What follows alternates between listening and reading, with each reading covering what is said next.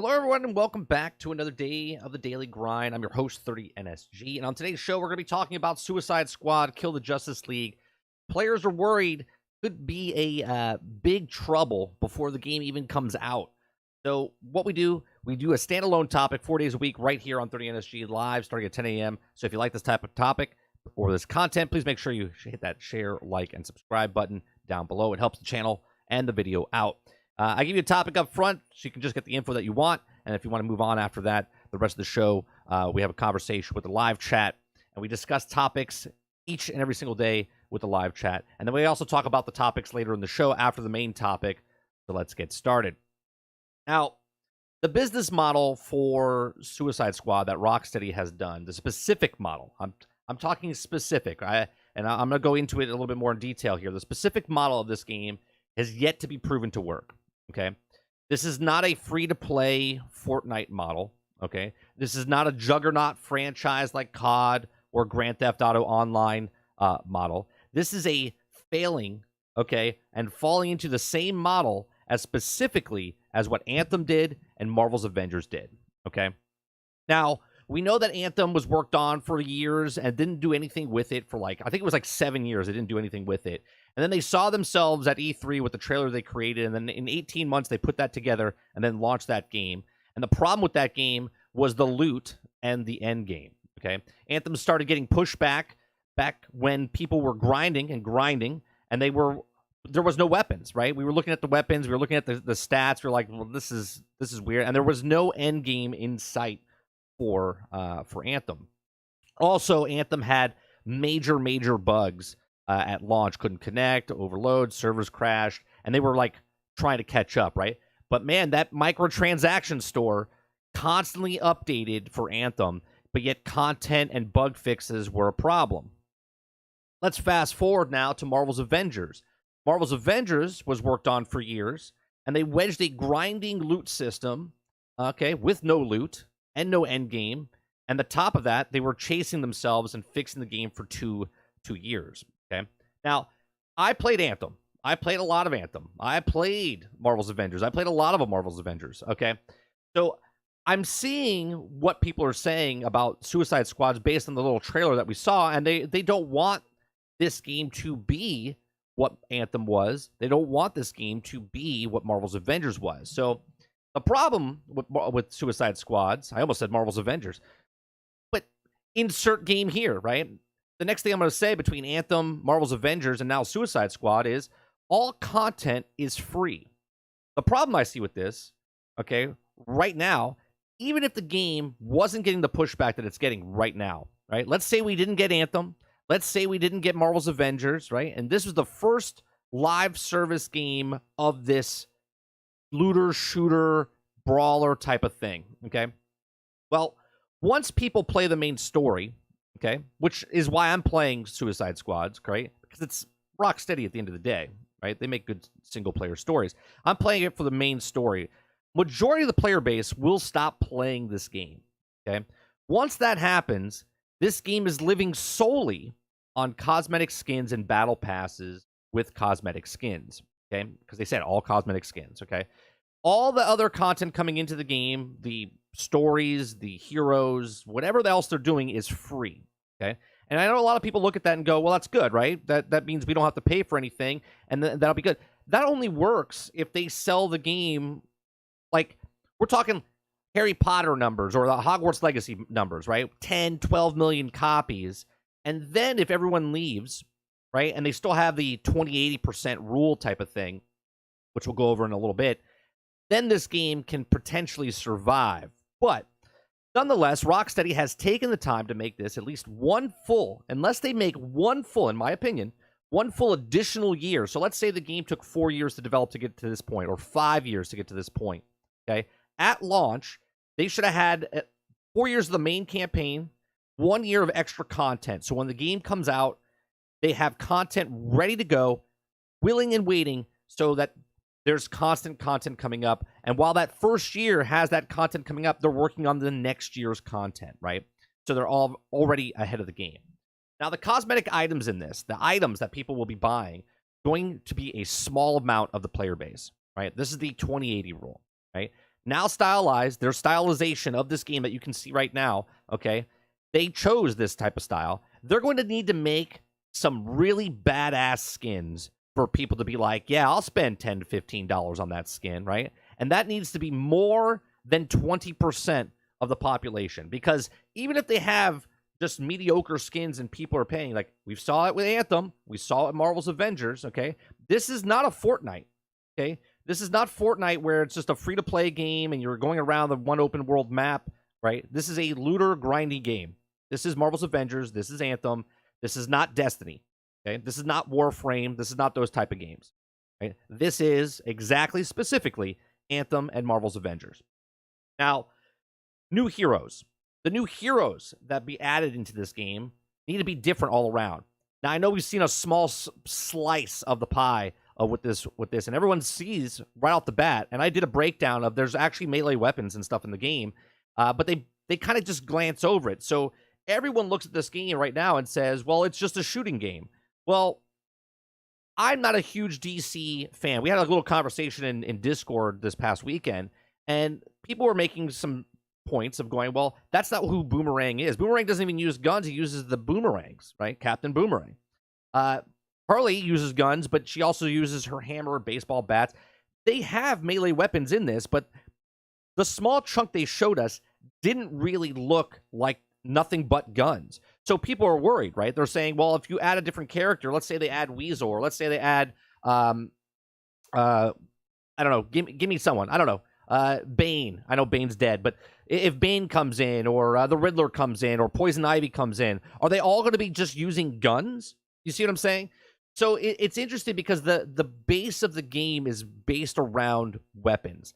Now, I had a conversation in Discord. I said, well, the world is coming to an end, right?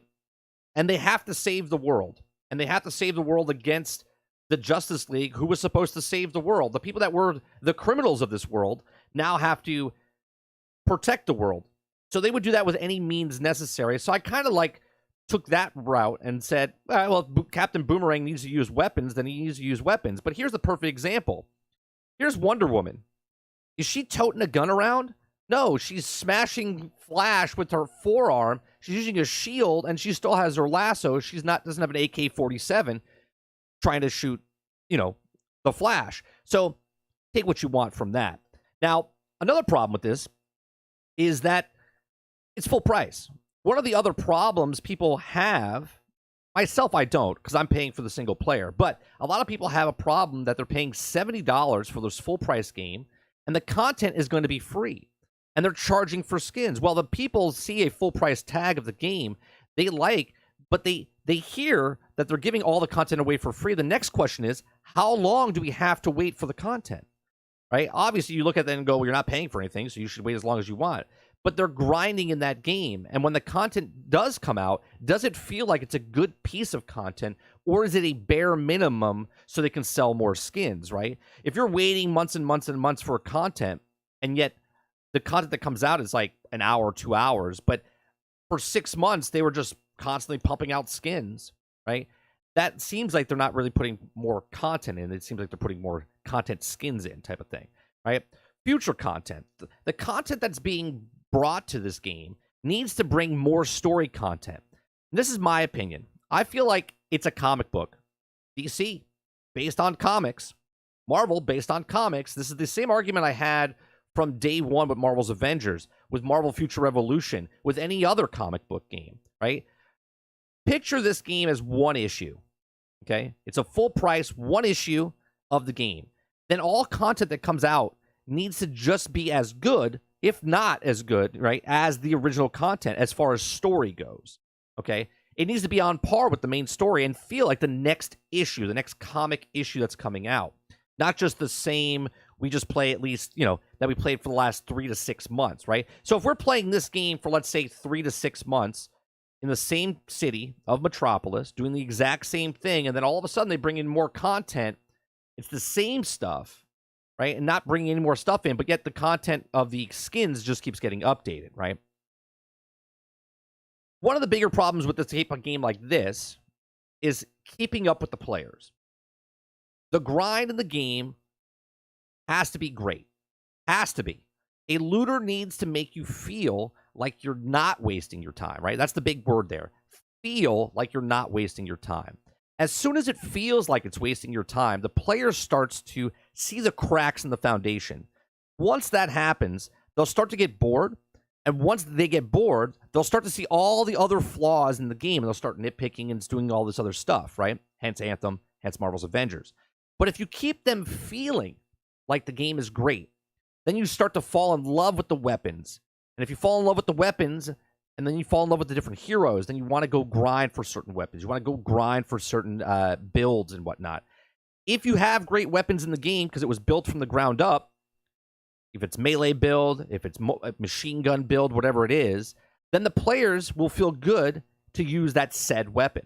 Players will also burn through the content no matter how much you put in, okay, to this game. And the trick is making the player love everything about this game, right? Look at what, and I'm going to bring up Destiny because this is not Destiny, but I'm going to bring up how Destiny was. Destiny had the same problems, right? And we didn't know this until years later, but even though if you watched me from day one, I told you that 80% of the people left Destiny 1. The people that stayed, the 20% of the people that stayed, right, the 2080 rule, they were buying stuff. They were buying the DLC. And then when the next content came out, they kept buying the DLC. And the only reason Destiny stayed alive was because of the DLCs they were doing, not because of the cosmetic store. Okay, when Destiny 2 came out, they kind of changed the model, the business model of it, but it was already 4 years in, and they've already established what that brand was. Okay, this is a skin of DC Universe of Suicide Squads, and we're going to read some reports and stories of what happened before this, because they've been working on this type of game for like 13 years. Okay, so the grind has to feel good inside of this game, and if it doesn't feel good, people are going to drop it really quick.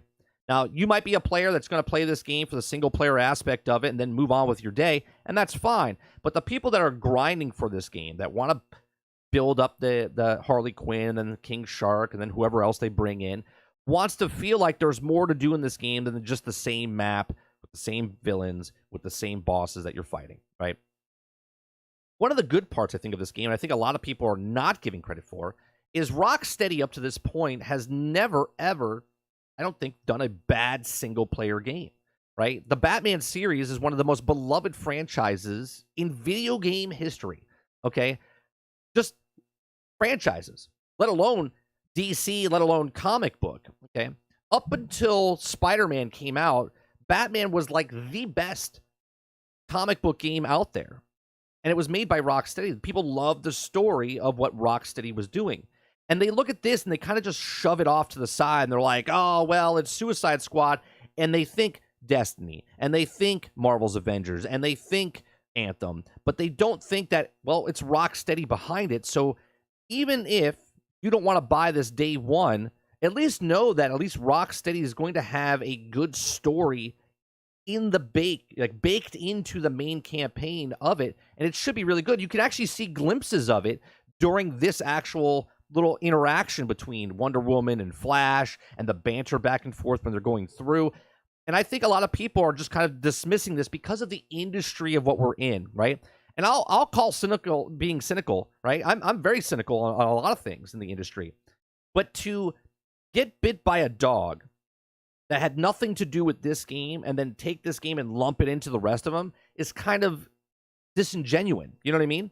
Like, I think we have to wait. And the best part about now, there's so many streamers, content creators, outlets out there that are going to buy, play, or receive this game ahead of time to give you enough information based on if it's good, if it's bad, what it is, and to watch a whole bunch of other people to make your decision if you think this game is going to be good. Right now, we have a poll running on our channel. And I think there's like over 200 votes, right? And I'm a small channel, but there's over 200 votes, and it's like 51-49, 53-47 stuff. Like, it's really close of people interested in the game and also people that just not going to touch it. So it's very interesting. Another bad part about this, and I think this is one of the bigger reasons that people are really pushing back on Suicide Squads, is that regardless if you have internet, being an online game only means that this game is going to end sometime from when it launches within the next 3 to 5 years. And I know what you're saying. Well, all games kind of have their term of, service, and then they kind of leave. But all the stuff that you get for free in this game, all the content, and all the things that you pay for, of the skins and the battle passes, if this game's successful, it lasts for 3 to 5 years. If it's not successful, it lasts for 1 to 2 years, and then they kind of close down the servers, and then you're shit out of luck. Okay? And that, I think, is what people are worried about with always online. I think one of the things that Rocksteady could do before it launches is kind of let people know, yeah, we're going to make this a single-player game down the road where you don't need to have online basis. Because I feel like once people buy games, and I know a lot of people think you own the games, and you don't anymore. You do not own your games. Physical copies, digital copies, and always online copies. You do not own your games anymore. So just get that out of your head, okay? You're not owed anything. They don't owe you anything for owning the game and saying, well, I spent $1,000 of paying skins. Just know when you buy stuff in this game that at some point it's going bye-bye, and it's not going to be like Marvel's Avengers where they're giving everything away for free. As of right now, that they can change their plans, but they need to come out and say something along the lines of, well, everything that you buy in this game, and once the game ever goes offline, you still own all the stuff and you can still play the game offline. I think they need to say that because it would put a lot of ease to people going, well, that's good to know that if I spend my money, my hard-earned money, that I can still use these things once the game is not supported anymore. These are just my thoughts. Let me know yours in the comments section down below. If you like this type of content, please make sure you share, like, subscribe. And as always, I do appreciate you watching. If you're here in live chat, we're going to go to you guys. I'm going to start reading chat now. Thanks for watching, and I'll see you guys on the next one. All right, chat. How's everyone doing? Hope everyone's doing well. I know there's a lot of people chatting up in here, even before the show. Let me see what you guys are saying here. Scrolling all the way back to the top. Good morning, Stealth, Nate, Travis, Water, what's going on? Sarge, good morning. Jesse, good morning. Who else am I missing? Anybody else am I missing? I don't think I'm missing anybody else. All right, so let me scroll back up and see what some of you guys are saying. I know Nate was in here earlier chatting. So he says, I can't wait for this game. People worried because everyone thinks they're entitled. And I want this or that in the game. And if it's not, it's going to flop. Or why they do this, that's because it's their game. Now, if I don't like the game, I just don't buy it, he says. If I don't get on YouTube and complain, Call of Duty, not my type of game, or don't watch videos on this, it's something comes up, I skip it. Overall, WTF is wrong with folks. Well, Nate, real quick, as people are complaining about the game, you're in my channel complaining about the people complaining about the game. You see what I'm saying? Everyone has the right to complain about something. So if people are unsatisfied with something, it's not entitlement. They're fans of the game and they don't want it to fail. And the other two games that came out before this, Anthem, Marvel's Avengers, have both failed miserably. Let me see what else you guys are saying here.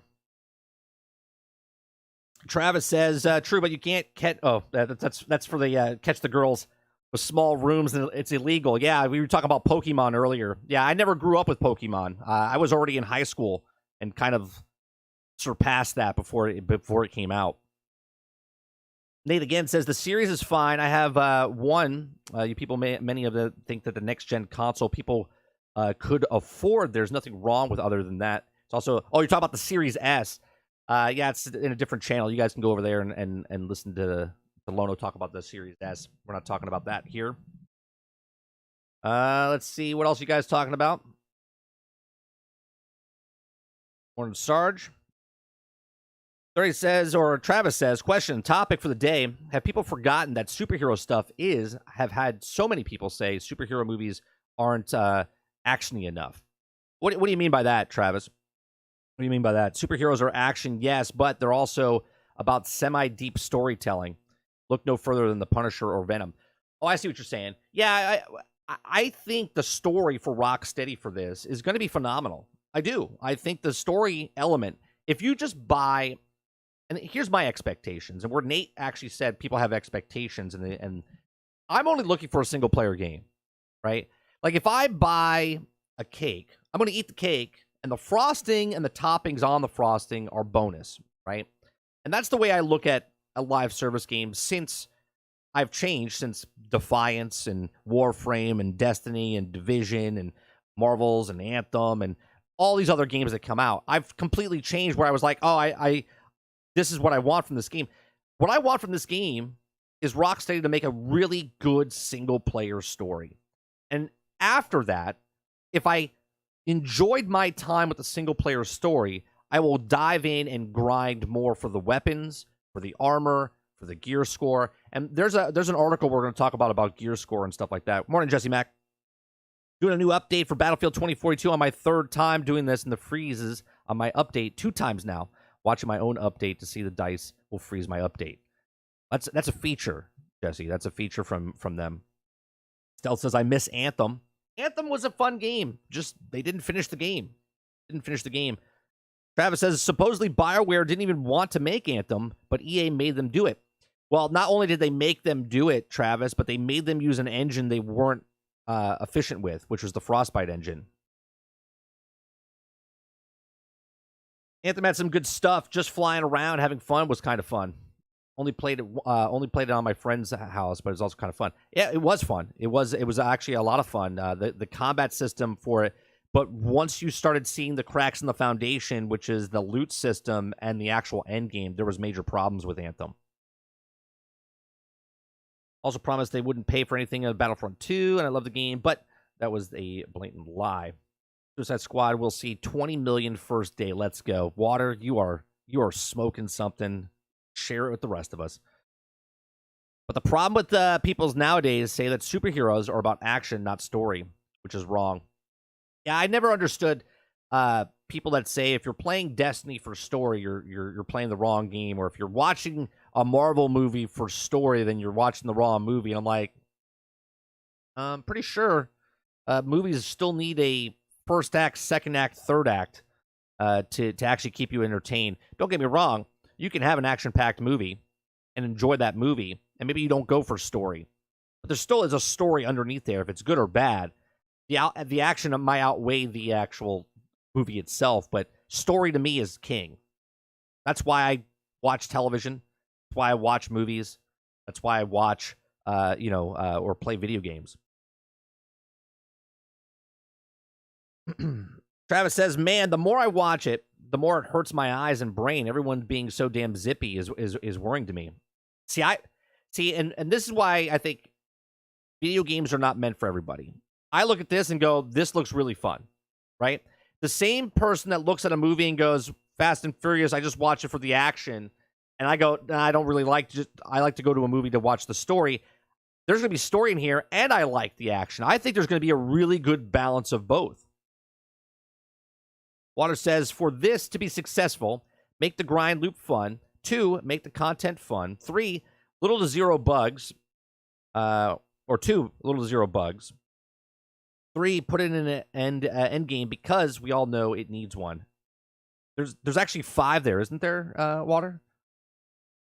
Successful, make it grind loop fun would be 1. 2 would make it the content fun. 3 would make it little to zero bugs. 4 would put it into end game because we know it needs 1, and then 5 would be a win.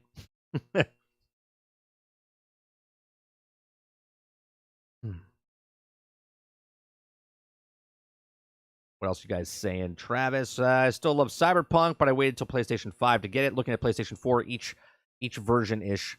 Now I get hated. You get hated? I'm with you about the game 30. If the single player is great, the multiplayer aspect is just icing on the cake. I put almost 1,000 hours into Avengers, hoping I could add content. Right. We were waiting for the content to happen in Marvel's Avengers, right? We were waiting for the stuff to happen, and we waited, and then it kind of expired out. Like I feel like this game is, if I could play this game single player story by myself, cool. But now I can play with you, Water, right? Cross platform, right? I could play with you. And then I can play with Sarge, and I can play with Stealth, and it doesn't matter what system we're on. We could be on PC and PlayStation and Xbox, and we could all play together, right? Now we're just playing through the main story with each other, and then we can go into endgame if we want to. Go on, Sharon. Sadly, this game looks like, for now, a Rocksteady version of Gotham Knights based on the other heroes. Sure, but what is Rocksteady known for, right? Rocksteady is known for making a single-player, really good story, right? Comic book. This is comic book. There's a single-player story in it. And now there's co-op, right? So they've added a co-op mode to play with your friends through the story of what they've done. I don't go in looking at Rockstar or Rocksteady is going to be bad because this game ahead of it was bad. Rocksteady itself has a proven studio knowing what they've done. I'm okay to give them a chance with this. Everyone making a looter is new at making a looter. Everybody. Until the next Rain comes out. And when they make their next looter, and you go, you know what? They made a really good looter. Brain says the superhero Bulletstorm, a fun kind of brainless adventure, kind of like Borderlands 2 story first time through. Right, Brain. Like, can we look at that? Can we look at Suicide Squad as more as a Borderlands? I'll give you credit for that, right? More of a Borderlands than a Marvel's Avengers and Anthem. Now I compare it to Anthem and Marvel's Avengers because of their business model.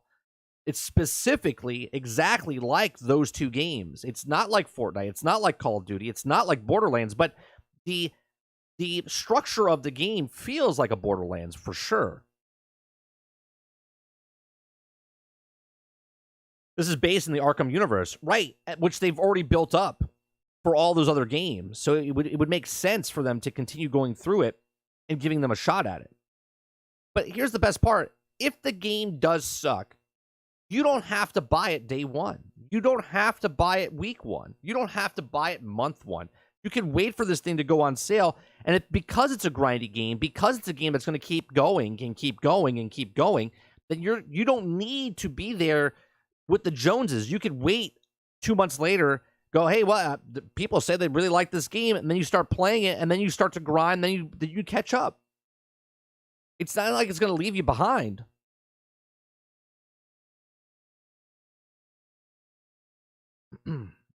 If you take Marvel's Avengers, it's the same, just with DC heroes.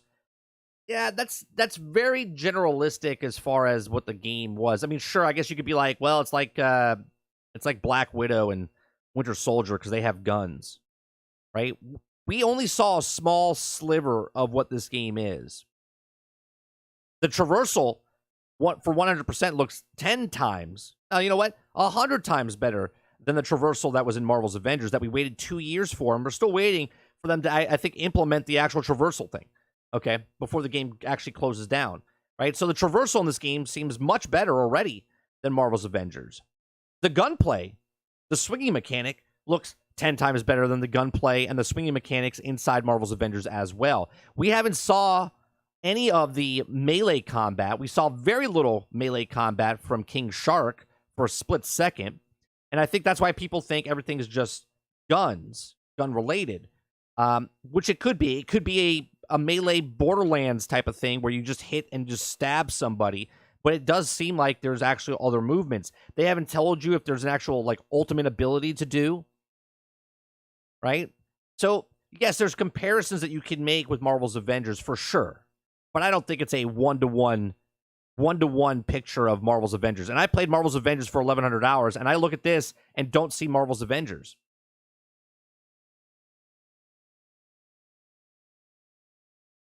Stealth says, Sarge won't buy this unless they have pins as a pre-order bonus. That's right.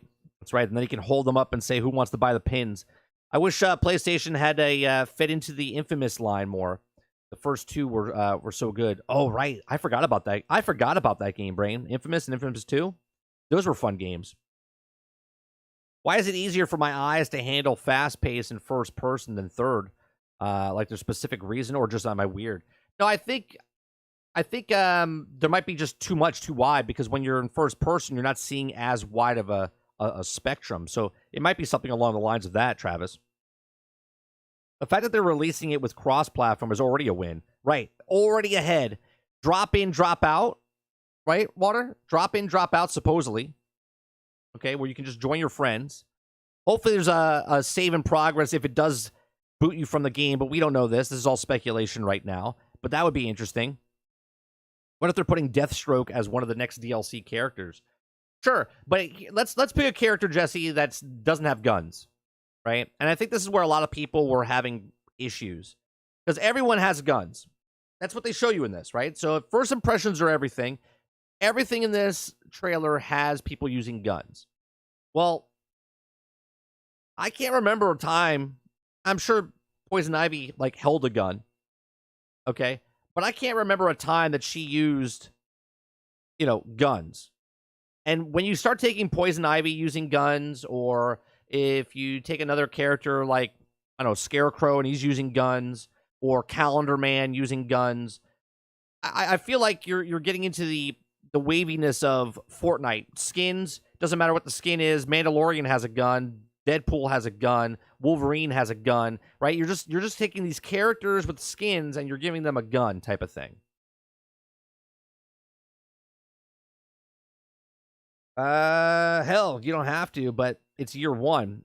For what, Travis? To buy it? Sadly, what's going on with the gaming world, I'm going to wait to see how it also, after it comes out for Rocksteady, did not disappoint me yet, but I said that now. It's also what it looks like for early. And I think that's a great way to look at stuff, though. I don't think you should go in going, you know what?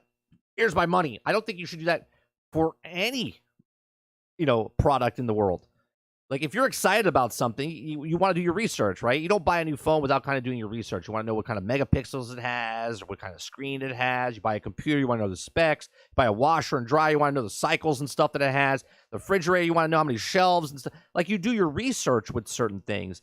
With video games, I think a lot of people just blindly go with the mob, right? They're like, well, it's DC, I'm gonna pick it up. And I don't think you should do that. I think you should do your actual research and go, one, I don't know what this game is. What type of game is this? All right, well, this is a looter, shooter, action RPG. Okay, do I like those? Well, I kind of liked RPGs. Okay. I kind of like shooters. All right, well, this has got two of the three things or four things that I like. So maybe I'll buy it. All right, well, let me go into deeper with it. Okay, well, what do you do? What's the point? Okay, it could be 4 characters. Okay, what's the difference between the characters besides just being a character? Like, right now, Harley Quinn, Captain Boomerang, Deadshot, and King Shark all look the same. They're all shooting guns. They just look different, right? So there's a lot to be, wondering, like, okay, can I use the bat? Can I use the mallet? Like, I have a video goes over the detailed loadout sheet that's with these characters, and you see a little breakdown of what it is. You're going to be going for guns. You're going to be going for mods. You're going to be going for, like, your melee weapons have little certain perks on them. They also have little, like, one might have a freeze on it. The other one might have, like, a poison on it. And based on what you're wearing, just like any other game, it does poison damage, it does freeze damage, it does fire damage. So there's a lot to go for if you like that type of game. If not, you play the single-player game, you beat the game, you put it down, you'll be level 30, you'll be level 40, and you put it down and you move on. Actually, the combat does remind me of Gotham Knights, kind of. Mostly Harley's flipping around. Yeah, you know what? The traversal, just like right there, Travis, where she hit the grappling hook and, like, flew through the air. That's what they do in Gotham Knights. Now, obviously, it's a completely two different studios, but yeah, it feels a little bit like that. You got to remember, though, these characters are not, like, where do we draw the line? It's what's realistic or not realistic, right? Where do we draw that line? It's a comic book, so we know that it's fantasy world. We know Metropolis is a fantasy world. We know it's kind of based in reality. And there's characters. I mean, there's a giant shark with arms and legs running around. Like, where do we draw the line of it's unrealistic and Captain Boomerang can't use guns type of thing, or they can't fly through the air or jump like that or triple jump? Like, what is that line, right? Each their own, right? Someone might look at it and go, Captain Boomerang doesn't use guns, and they're like, well, there's a shark running around the city, so that's fine, right? That's because after 1,100 hours on Avengers, your brain is melted. Sure, but I actually enjoyed my time with the game. I don't regret my time with Marvel's Avengers. Like, I had fun building up my Hulk character and making him super powerful. And that's why I play these games. I play these games, one, for story, which I enjoyed Marvel's Avengers story. And then after Marvel's Avengers, I enjoyed leveling up my character and making him more powerful.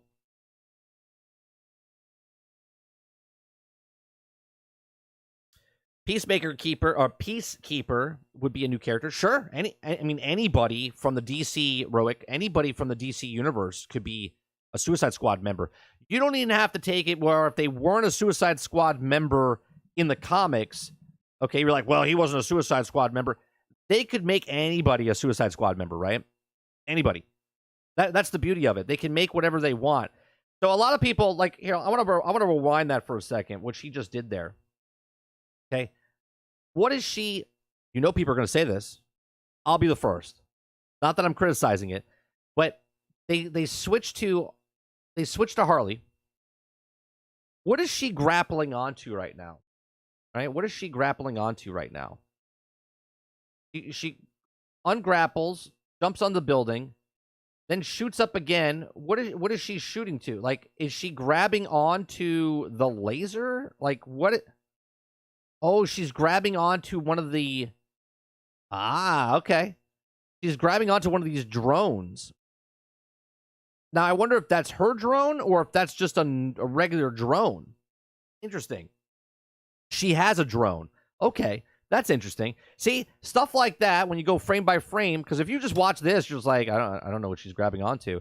Because remember in the old days, Spider-Man, people were so upset that Spider-Man in the PlayStation older days would shoot a web and it would just be up above you, and they're like, what's he grabbing onto?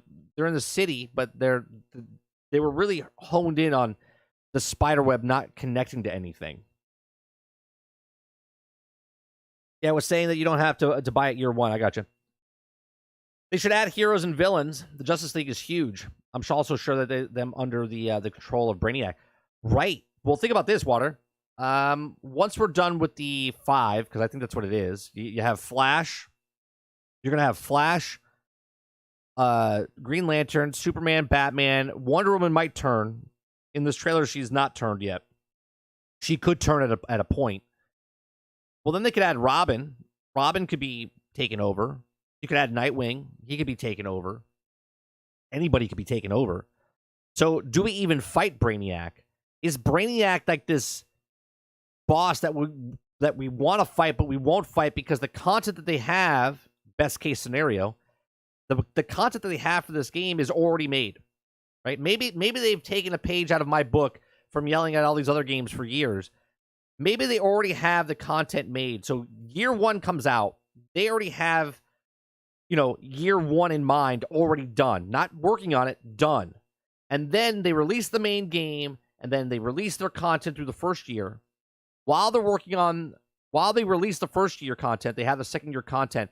Maybe we get Brainiac as a raid down the point. Maybe we get, let me compare it to Marvel's Avengers. Maybe we get a mission or something that brings in like what Captain Marvel would have been with the Kree, right?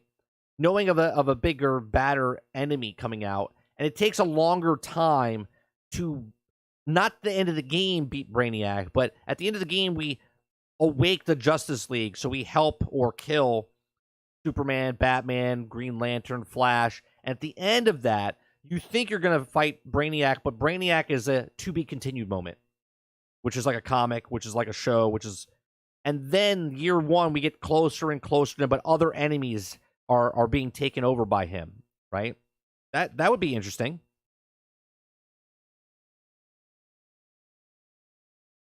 The cloud-based Avengers Spider-Man used. Yeah.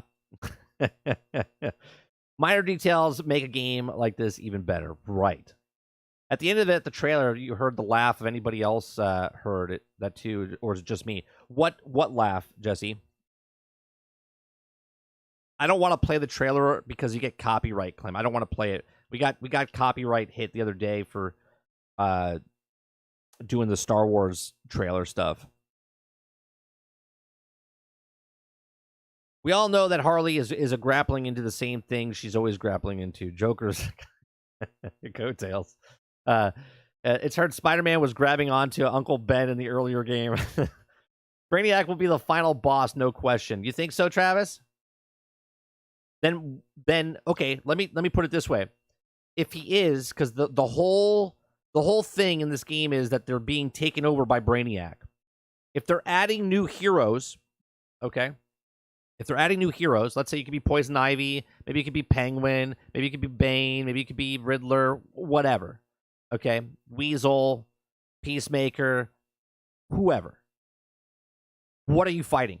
If you beat Brainiac, what is the story that you're going to be going over, and why would you fight the Justice League? Remember, the title of the game is still Suicide Squad Kill the Justice League. If there's only 4 Justice League members in the game, and the rest of them are not in the game, and you beat the game, and then it's still an ongoing game, what are you...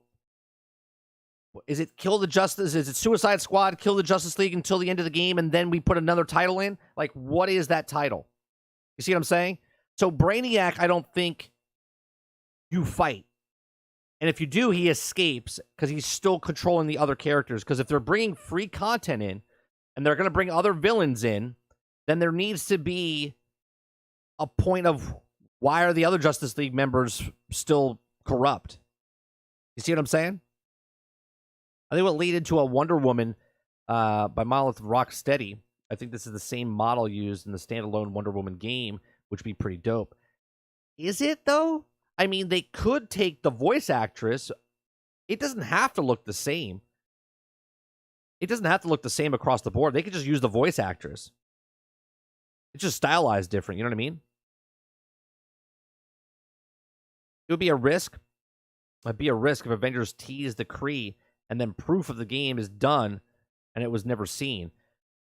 Well, I think that's what we're getting at, Stealth. I think Marvel's Avengers at some point had the Kree.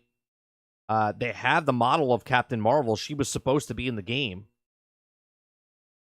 That's all, but, you know, all proof is there except for them literally coming out and saying, hey, we actually have the person. If they did that, people would lose their shit. I direct you to Thief's End or the Arkham Knight when it says how the Batman died titles don't necessarily guaranteed it will happen. Sure, but that wasn't a live service game. And that's the difference. This is a continuing game after the game is over. Where Arkham Knights is not. You know what I mean? That's the big difference. Now, if they come out with an expansion, right? You beat Brainiac, and again, we don't know. You beat Brainiac. You do the online stuff afterwards, the continuation, and then they have like what Destiny did, like Destiny: The Dark Below, Destiny: House of Wolves, Destiny: Rise of Iron. Like if they do Suicide Squad, Kill the Justice League, said whatever it is, maybe it's the Hawkman expansion where now you're going up against Hawkman and Hawkgirl. You know what I mean?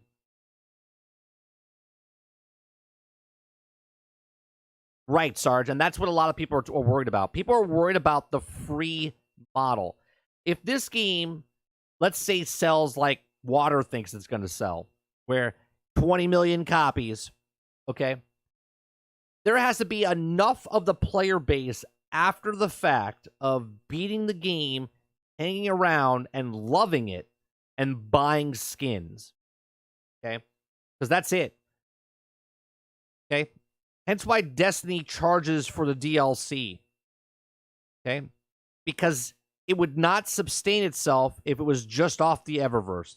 I'm sorry. Even you Destiny fans out there have to know this. If it wasn't for the DLC, the shop would not stay afloat. The game would have to bend or give. Because it's impossible to keep that player base and people buying skin after skin after skin, because you have to make me want to purchase a skin, then use that skin, and then come out with a better skin. And I got to be able to, wanting to sell or buy $10, $15 every time you come out with a skin, which is every week in Marvel's Avengers, they came out with a new skin for $10 to $15.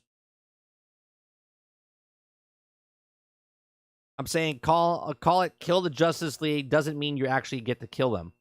Sure, that's not what I'm saying, though, Travis. Now you're putting... What I'm saying is kill the Justice League, and the reason that you have to kill them is because they're being brainwashed. They're being corrupted by Brainiac. Brainiac is the source of the game. If you beat Brainiac, then what are you doing in the rest of the game? Because it is a live service game. I kind of like the comic books of Wonder Woman. Kind of look like her comic, just like how they did with the Suicide Squad. Karen says, the game is called Kill the Justice League. They can add more members from the Justice League in the DLC, like Green Arrow, Aquaman. Right, but that's what I'm saying. That's what I'm saying, that you wouldn't beat Brainiac because Brainiac, right? They're not just fighting the Justice League. They're fighting the corrupted Justice League, right? They're being brainwashed. So you would assume that the story that we're doing in the main game would be, okay, Wonder Woman says in the trailer, how do I do this? You got to kill them. Okay. It's been documented in a document from an article from years ago saying that you'll have to kill some and capture others. Okay. And now we know it's a live service game. Now, sure, it could have changed from when the article said you could kill or capture them to a live service game. They could keep adding anybody in Justice League they want. Martian Manhunter, Hawkman, Green Arrow, Robin, whoever. But you wouldn't just be going Suicide Squad against them like the old. You're going up against them. Your mission is to capture or kill the Justice League to save the world. That's what I'm saying. 100% the DLC paid for D2 stuff. Absolutely, Stealth. Absolutely. Travis says, oh yeah, this is why I don't believe it will make it. Brainiac's defeated roll credits. I don't think the post-game stuff will be story, all just cloning labs or heroic stuff. Oh, no. If they're doing what Marvel's Avengers did, you're still going on and you're still continuing on. You fought Monica Rapici and you fought Claw, and you fought the story continued in Marvel's Avengers. Right? The story was supposed to continue in Anthem as well. Right? You ending it saying we beat Brainiac on the credits roll, that literally kills what the game is as a live service game. Look at Destiny 1. Okay? You beat the Black Blob or whatever it was, but the bigger story moved forward. So once you beat that, you still continued moving forward and fighting other beings that were part of the bigger picture. That would be the dumbest thing, Travis, if you beat Brainiac, right? And when I say beat Brainiac, like you beat him and it's over. I can see you pushing him back and then he comes back another time or something, or he escapes. But you're definitely not beating him because he's going to be corrupting other people in the world. 100%.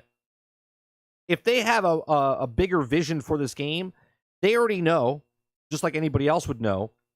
Like if they have our plan is to make this game go for 3 to 5 years. I don't know what that is, but let's just say it's 3 to 5 years. And they know if they have content after content scheduled and planned and ready to go, or scheduled and planned and making it as the years go based on how popular it is, Brainiac is not the end boss in the first game, to the one-all be-all. So I'm just asking this, but are you saying because it's a live service, it adds story?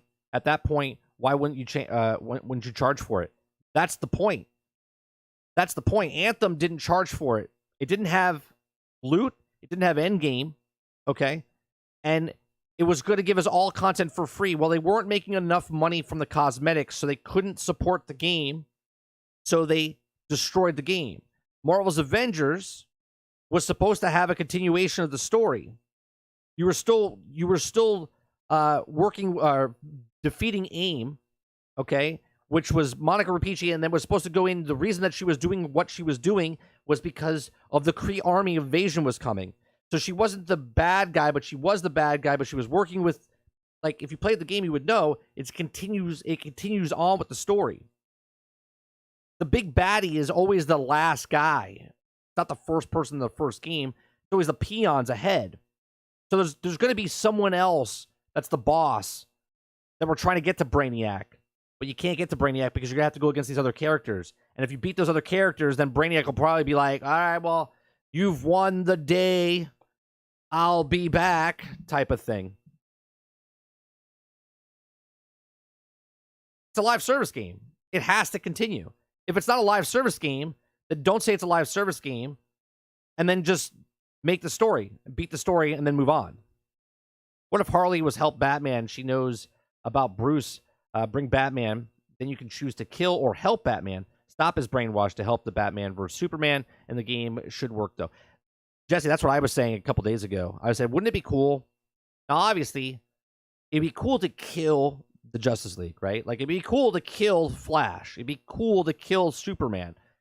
But it would also be cool to save them, and then maybe they help you or you get something, right? It's like a bad choice and a good choice. But the problem is people would play it both ways, right? You would play it the first way through, and you would kill them because you want to kill them. It's like the like the Hogwarts Legacy. You want the curse Avacadabra so you can kill people, but at the same time you want to be a good playthrough and then you want a bad playthrough. So maybe one playthrough that you do, you kill Flash, and then the next playthrough you save Flash, and then maybe you can use Flash, right? That would be interesting. But then people will be like, well, it's not fair. I killed him, so why don't I get to use Flash, right? Stuff like that. I'm just confused on why, if you have a main story planned, why not make it a single-player game with DLC? Seems to me that it's being a GAAS is to market microtransactions. Sure, but this is from their words, not mine. They said that all content afterwards is free, meaning there's going to be more content, story content, after the main campaign of the content. I don't know if I trust Rocksteady to pull off the player choice thing. It's harder than people think. Well, they do have a morale system, but obviously they didn't say it was inside the game. So if you kill all the Justice League, it would practically kill off the Arkham universe from good guys' perspective. Sure, but there could also be we don't know what their plan is, Krebsy. Maybe this is the end of this Arkham universe, right? Maybe the Arkham universe going into the future is a completely different dark area. Maybe this would be pretty cool. Now I'm speculating big time here, but think of like Mass Effect for a second, right? Now I know Mass Effect is not what this game is, but what Mass Effect did from Mass Effect 1 to Mass Effect 2 to Mass Effect 3, that's the Mass Effect universe, right? Now, obviously, that's a single-player game. This is a single-player co-op game. But what I'm saying is your choices that you made in Mass Effect 1 affected your Mass Effect 2 playthrough. So if you murdered all your characters or killed all your characters in 1, you didn't have them in 2, and the game played out differently. That would be pretty cool, right? Think about the playthrough. If I played through single-player, and all of a sudden I killed my Flash, and you're talking about they would kill the Arkham universe. Well, now the next game comes out. Let's say Suicide Squad 2, okay? And now Flash is not in my game. But if I go to someone else's game, Flash would be there because they're the host of that game. But in my world, in my universe of Arkham universe, he would be dead. That would be pretty cool. Except I don't say it the evil to use Abracadabra. Magic is a tool and not itself evil. How to choose it, use it defines good or bad. Sure, but if I have superpowers and I choose to kill somebody, Flash or not Flash, the same thing. At a base level, Abracadabra, if I'm Abracadabra Man, where I point my finger at someone and it kills them with my magic ability, I can choose to use my magic ability or not use my magic ability, right? Doesn't make me a bad or good person based on the situation it is. If I'm going up against Flash and Flash is an evil person and I'm Abracadabra Man and I wanted to shoot my magic at him to kill him to beat the game, that's what I choose. I think they're going to go reboot everything after this, the game, and start fresh from the new Batman. Could, because Kevin Conroy's gone. But they had to write 3,000 different options in Mass Effect and keep track of it. Rocksteady doesn't strike me as... I'm not saying that's what they're doing, Travis. I'm just giving you an example of what Krebsy said that would destroy. He says they would kill off the Arkham universe. And I said, well, it'd be interesting if they did it in a way where my game is different than your game. You're underestimating Rocksteady, Travis? Did you play Arkham games? Batman Arkham was literally the epitome of comic games. Right. And this is what I don't understand, Water. Right? This is what I don't understand. Rocksteady made the best the best comic book game. I would say it's almost still better. It is. It's still better than Spider-Man. Okay, Spider-Man raised the bar, but just the way Batman was, the whole series was just fantastic. The fighting, they nailed it. And the storytelling was phenomenal. So why is everyone giving crap to Rocksteady? Has Rocksteady done anything to be hated on? Like, they hated WB Montreal because they made the last Batman, right? They hated WB Montreal because they weren't making it. Like, think about this. They weren't making Gotham Knights like the other Batman games that Rocksteady made. And now here's Rocksteady making a game and they're like, oh, this is going to be terrible. And I'm like, where is that coming from? I think people are more mad at the industry and then taking it off on certain people than they, because you have no reason to be mad at Rocksteady at this point. They're a phenomenal studio that makes great single-player games. There's still a single-player game in this, right? There's still a single-player game in this with co-op on top, and it's a live service game on top of that. Might not be the right call, but at the same time, maybe they get it. Maybe the third time's the charm. I trust Rocksteady. I don't trust games of service. Well, that means you don't trust Rocksteady because they've chose to make a games of service. Right? They've already come out and said that all content is free, which I think is a mistake, personally. I would rather pay for DLC like a comic book. It comes out twice a year. I would pay for that DLC. That's just me. I would do the Borderlands model, just like Sarge said. Okay, I do not agree with the free stuff. You want to make a games of service and stuff like that? Phenomenal. But I would charge for the DLC. Water says, I believe that this is being made by the same developers that made Gotham Knights, because people are sheep. I don't know what it is, Water. I don't know if people are more upset because it's always online, if it's because it's a games of service game and they have cosmetics, or if it's free content, or because it's Rocksteady. I don't know.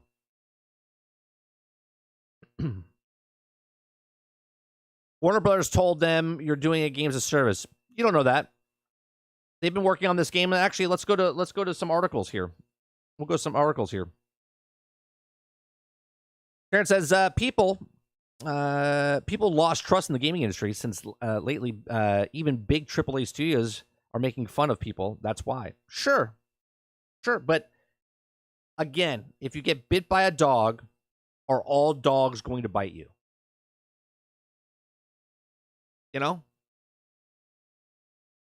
Basically, every live service game that we've gotten has taken a year to get into a good state.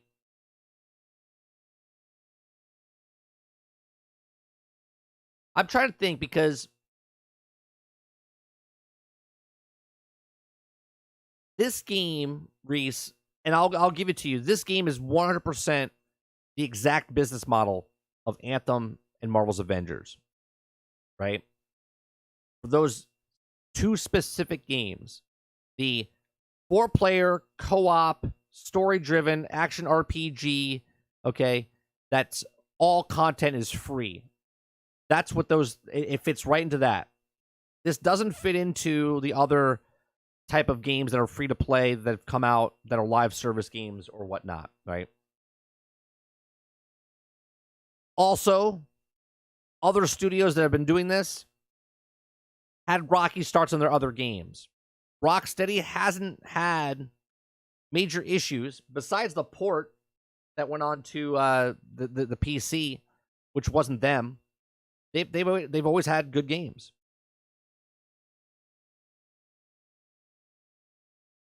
I said, or Warner Brothers told them to do it. Didn't say they did say they might be the case. You said or Warner Brothers. I missed the or. Okay. No, but then the multiple dogs bite you in a short amount of time. You'll be afraid.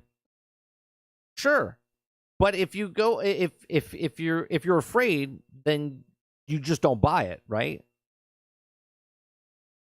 But at the same time, if you really think a dog is cute, you're like, well, man, I got bit by the other dog, but this dog doesn't seem like it's going to be right. And at some point, if you're getting bit by all the dogs, maybe it's not the dog's problem. Maybe it's something about the person approaching the dogs. I don't know. If they're complaining about this having to be always online, just wait until everything is streaming only.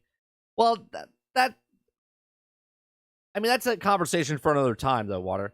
I think the problem with the people that have, I don't think it's the same issue that Travis has with being online. I think a lot of the online, this game to certain people is already dead because it's always online, right? It's always online, meaning that all the content that you purchase or don't purchase is gone regardless if you paid for it or just play it, right? $70, 2 to 5 years from now, that game is offline. You're not going to be able to play it. That's your initial purchase of $70. Now, if you buy the $10, $15 cosmetic skins, that adds up over the 2 to 3 to 5 years. But no, 3 to 5 years that this game's going to be gone and you're not going to have any of it. I think that's why a lot of people are like, no, I'm done. Right, Travis, I get you, right? But a lot of people look at it and go, yeah, this game's done for me because I have to, everything I buy is gone, is going to be gone. There's no point for me to play it because I don't own it. And there's different between other games that you buy the physical copy and you think you own. This is not telling you own it or pretends to own it. You don't own it. Crap. Diddly squat on this one. If this game bombs in 6 months like Babylon Fall, it's done. If this game fails in a year, it's done. All right, let me read. Let me open up one of these articles real fast. All right, we have one from Escapist. Okay, Escapist says, "Not you too with gear score, Rocksteady." Right? A lot of people see a gear score and they're like, "Ugh." Or the reaction of the big gameplay reveal of Suicide Squad, okay, Kill the Justice League, is a lack of better terms, not going well. Nobody has played the game yet, but a lot of worrying signs were shown in the reveal, with one of the key innovations of describing it as behind-the-scene footage being gear scores. Yes, the whole segment in the video designed to sell you on gear scores, and that, as you unlock new gear, take a higher-level mission, like Anthem and Marvel's Avengers, Gotham Knights, Hogwarts Legacy, The Division, Assassin's Creed, God of War, Ragnarok, and more. To me, gear score mechanics indicate that there are lack of unique level designs and missions. No memorable boss fights, holding down the attack button to whittle down the health bars, as many as repeats the same combos over and over again. Lots of stiffing through the menus to remove the loot. Don't need missions gated off behind you, you fun progression loops, and also course of battle passes to sell me on cosmetics. Now, he says, I'm having a bit of deja vu, having just written about this exact sort of thing in Gotham Knights just a few months ago. All this was presented in a recent Suicide Squad gameplay reveal, which felt about 8 years how long it took to develop too late. The trailer even spends the time explaining all the different weapons, manufacturers, customization options, as well as also in the gameplay mechanics before. Now, the annoying part of this is really that you don't have any issues with the mechanics being in the game. I don't mind finding new pieces of armor or update of my character within the Assassin's Creed or new clothing options at Hogwarts Legacy, or even a really cool new weapon, unique mechanics, in something like Outriders. It's more than the means that the larger experience of the lack of the creativity when it comes to the actual game design, people wouldn't complain about these mechanics if the game that they were built around were memorable, but that's just not. When the entire focus of it centered around gear score, the gameplay just boils down to keeping up with the ever-increasing health bars or waves of enemies, rather than creating a unique, memorable mission, combat encounters, boss fights, or moments in general. Assassin's Creed uses the memorable missions and evolved using environmental as a puzzle, get you to target to Cathedral or the Unity, and Arkham games had the level design focus on the stealth with scripted amounts of thrilling boss fights taking you to the Killer Croc or the Arkham Asylum, or God of War had a huge epic moments in the boss fights encompassed by entire levels such as fighting Cronus in the God of War 3. Now these days, you enter a room and you just hold down the trigger until the loot box appears on the floor and gives you a gear that you probably don't even give a crap about. Unfortunately, Rocksteady is a big gameplay reveal in the Suicide Squad Kill the Justice League, and the subsequent developer diary pretty much just laid out the checklist of all things that are also people are currently tired of in big AAA games. This is especially disappointing coming from the developer revolutionizing the comic book games and set the trend for years to come with the Arkham series. Now it looks like Rocksteady is following the trend instead of setting a new one. So that's a good point, right? The reason that Batman was so received is because they weren't copying anything else that they were doing. They were being for the forefront. They were being leaders in that, and then people started copying them for the comic book genre, right? So, like, for instance, when you see Spider-Man, and then Spider-Man Miles Morales, and Spider-Man 2, and then when Wolverine comes out, and then Captain America comes out, and Wonder Woman comes out, they're all going to be taking strides, hopefully, from what Batman did, and then add on top of that. Right now, Rocksteady's like, well, we're gonna make the same thing. We're gonna make the same thing as everybody else, and hopefully they make it better. Hopefully they take this and they do it right. Okay, and I said it a little bit on Friday, on Thursday night, and also Friday. If they make this game, if you look at, and I know people are going to be like, well, that's a shit game, I don't play it, but besides the point, it's been around for 11 years. It's DC Universe Online. I've played very little of this, but the bits and pieces I have played of it, okay, why does it last so long? There's microtransactions and there's skins and stuff like that, and they sell boosters and they sell stuff. But the reason people keep coming back is because they keep leveling up stuff. They keep bringing more areas into the game. They keep bringing more villains to fight. They keep bringing more story kind of content, even if it's the little things. But DC Universe Online's been around for 11 years. 11 years. You can't bat an eye at that and say, well, it's a shit game. It's 11 years. There's a lot of people playing that game that can consistently stay alive. Where this is not DC Universe Online. This is not a multiplayer MMO. Okay? This is a single-player co-op action RPG with microtransactions, paying for once the big chunk of it comes out. So if they have a lot of sales in the beginning, they make their $800 million like Hogwarts Legacy, you would hope that that money right there would go back into making content. But if they don't sell that, right, and let's say it sells 5 million copies, okay, still $350 million, right? Still $350 million. They probably paid for the game, made a profit, and now they're waiting to make money off these cosmetics. Well, now, if everyone buys the cosmetics, well, they look at it and go, well, everyone's buying the cosmetics. Why are we going to make any content when we're making a crap ton of money off cosmetics? And if no one buys the cosmetics, when they're like, well, why are we going to continue making games for this when no one's buying the cosmetics? You see what I'm saying? It's a lose-lose, win-win. It's a win-win for them because if they sell a lot of cosmetics, then they're just going to pump out more cosmetics and less content.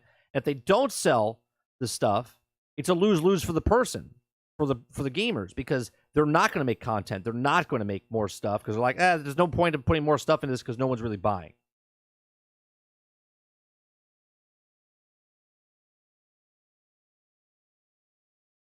The gameplay in Diablo 4 isn't good. Nobody will rage against that. Anything. That's a completely different game, though. That's a completely different beast. Talking in terms of proven, it's also make the DC Universe better than Suicide Squad. DC Universe Online proved itself and highly doubt Suicide Squad will be around 11 years. Right. Right. I think based off just the business model alone, Travis, it won't make it. Right? I can't wait for the combat in this game because Rocksteady, what they bring to the Suicide Squad. Look, we can go back and look at this again, Jesse. I think the combat looks great. Here's the little melee that we get. Right? He does a little melee attack. Oh, we missed it. Did we miss it?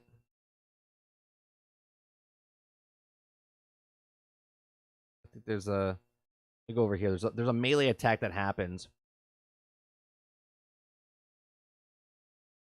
I mean, I think it's interesting that you're flying around. See, he does like a little move, like an ultimate ability. I really want to see that again because does he pop something? He lands, and then he just jumps on him, and he just starts to stab him with the knife. So it doesn't look like it's like an ultimate ability or anything, right? It doesn't look like it's an ultimate ability. He just lands on the roof, and then jumps. He makes the move on him and then just jumps and starts stabbing him with the knife that he's using. So there is melee in the game. It doesn't look like it's just like, push whatever. Try to see if that's the. Let me see if I can get this off the screen. Can I see it there? No, there's no button of like what he pushed. Reason MMOs work better than games of service to me is one simple difference is that done is also the plans of its fans wanted to buy it. Games of service design is based off what fans buy. Well, MMOs are games of service. They're both games of service. Right? They're both games of service. The only difference is MMOs in the past survived so many years because there was a monthly fee. Right? That monthly fee is per user. So in an MMO, if someone's charging $10 to $15, they know they're making $10 to $15. Think about this, right? Game Pass has 25 million people paying $10 to $15 a month. That is a MMO fee. Hence why World of Warcraft is making a crap ton of money, because at one point they had like 30 million people playing the game at charging $15 a pop every single month. They're making billions of dollars, right? $300, $600 million a month with the people that they were bringing in. So that's the difference with MMOs. Now there's no fee, but the amount of people that are playing the game have to spend $10 to $15 a month. So if they put in 10 outfits a week, right? Well, there's 4 characters. So every week they come out with 4 new character cosmetics. They charge $10 a piece. Okay? Or maybe they charge $5 a piece. They got to get $10 to $15 extra out of the player base each and every single month. You see what I'm saying? MMOs needed $10 to $15 a month to survive. Marvel's Avengers needed $10 to $15 per person that was buying and playing. And if they're not buying or playing, like I didn't buy cosmetics, but maybe Stealth bought 2 skins that month, he basically covers me, right? They need an average of people buying each of the cosmetics that come out. And this is what I go back into my conversation before, is they have to, look at the character model. They have to make some really cool cosmetics for get people to come back each and every single week to check out the store and to spend that $10 to $15. Okay? It's money per person. Okay? They need a capita of so amount of money per person that's playing. So if 20% of the population still plays this game after, let's say 5 million people, let's go easy numbers. 10 million people bought this game. 80% of the people stop playing after the story. Okay? You have 2 million people left playing the game. Those 2 million people all have to spend at least $10 a month to keep this game going. Right? 20% of the population of the game has to spend 80% of the money to keep it going. Imagine Arkham Combat make it more better than the Suicide Squads has trusted Rocksteady for that. I already read that. But if like Final Fantasy 14 DLC was planned and was developed and fans oh yeah, we like this. Games of Service waits to see what sells and designs stuff for it. Well, a good designer would have it already in the pipeline, right? Would already have it in the pipeline. Games don't. They're not going to release the game, wait 6 months, and then put it in production. They're already working on that ahead of time, and then they get the feedback once when they start seeing the feedback coming out, then they're working on the next expansion. But you would hope they already have the expansions already in the pipeline before they even do that. I'll be honest. If I didn't even know it was Rocksteady, you could have told me it was Fortnite team. I would believe you. Doesn't make me think that Rocksteady at all. But that's what I'm saying. A lot of people are looking at this with the when they bring in another hero. If they bring in Poison Ivy, if you just hand her a gun, it's sort of like a Fortnite type of thing. Jason Marshall says $10 to $15 cosmetics will be the death sentence for this game. I know, Jason. This is what I'm talking about. I'm worried about just the business model of this. Okay, I would pay $15 to $20 for DLC if it came out once every 3 months. If it came out once every 6 months, I would pay money for that. They would be a better business model. I'm okay with them charging the cosmetic stuff, right? Because that's just what it is. Okay, that's just what it is. But them saying free content, I was like, oh. Because I would have went the route of there's cosmetics in the battle pass if you want the cosmetics. I would have done no microtransaction store. I would have just done battle pass with a bunch of skins inside there. Okay? And on top of that, I would give the DLC, $20 to $15, $20 DLC. Keyword being good developer. I'm not saying Rocksteady isn't one. I think they're also a big gameplay does remind me of Fortnite. Sure, but we'll see. A lot of people don't have to buy the game. The people that are worried about the game don't have to pick it up. I'm going to pick it up because even if the game dies after the story, the main story, I think it'll be worth paying for the money just for the actual main story from Rocksteady. I trust Rocksteady in their storytelling that they've done in the past, and I think the storytelling for this game will be phenomenal for the single player aspect, even for the multiplayer aspect. Not the grind fest afterwards, just the main campaign. It says, "Yep, I'll gladly pay for expansion packs. Paid DLC greater than free DLC. Simple facts, quality wise." Sure. It's that quality thing that we talked about last week, Travis, with the glass of water. If you market something, you can get $20 for it. Or you market something and give it to free. Some people are like, I don't want it for free. What's wrong with it? Right? That's what it is. I mean, we trusted CD Projekt Red until we didn't. Right? Well, hold on a second. A lot of people look at CD Projekt Red with goggles here, with like foggy goggles. Okay? The Witcher 3 was literally called The Glitcher 3. Like, it had major problems when it launched, but the positivity of it was grander than the problems with it. Right? They didn't go scot-free, and Witcher 3 was like untouched. Like, people literally called it The Glitcher.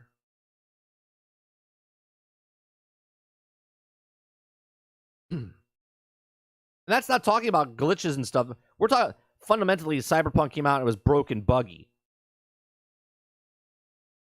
You knew something was up when they didn't want to, and we're not at this point yet for this game, but Cyberpunk didn't even want to show you it was behind closed doors. They didn't want to give out early copies. They didn't want you to see on the consoles. There was major red flags. Right now, as of me speaking today, there's no major red flags with this besides the free content discussion and games of service just because of other games ahead of it. When you get when you get stuff like Glitcher 3, it's just to me that people are trying to failing to be funny. No, literally there was a lot of problems with Witcher 3 when it came out. But the grander project of it, of the story, okay, and how people were just impressed with the open world, that's what made that game amazing. Yeah, but now Cyberpunk is legit as hell. The phenomenal library looks sick. The Phantom Liberty looks sick. I like many gamers have major recent bias towards it. Even if you start bad, you end up well. I'm cool with it. But are you cool with it though, Tony? Did you buy? Were you one of the people that bought Cyberpunk day one, where you paid for early access of it and you paid like $125 for it or $120 for it? Or did you pick it up after the fact? And my next question after that is, if you did pick it up early, are you okay with the business model of pay up front and wait 2 years to fix?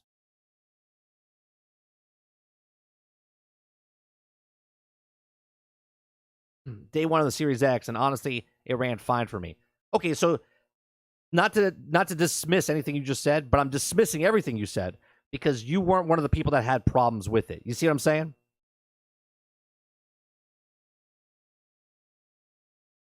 I didn't even have it.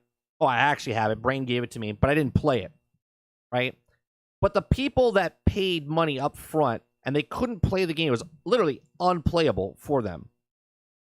And they had to wait 12 months.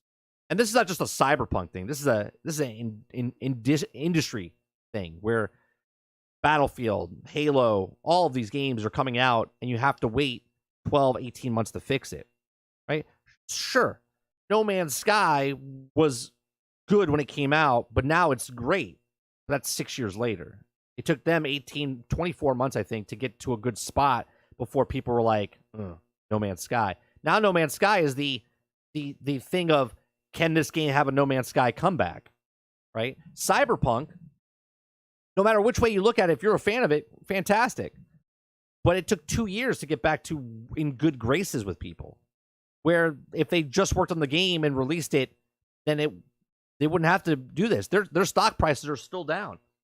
It fundamentally hurt the entire industry of their business. Yeah, Halo's finally looking decent. Looking into Season 3 in March, but for what, the players are going to gone already. But that's my point. It doesn't hurt Cyberpunk as much because Cyberpunk's a single-player game. If this game comes out and it's broke, buggy, and people just leave in droves, then when people start coming back, they're like, well, who's playing it? Right? Why is there no content coming out for it? Because there's nobody interested in it. My biggest issue with Suicide Squads is only the free content. I hate when a company comes out and says, well, everything's free. And I'm like, oh. People will support you if you give them good content. If they feel like the content is worth it, they will pay for it. They will pay for it.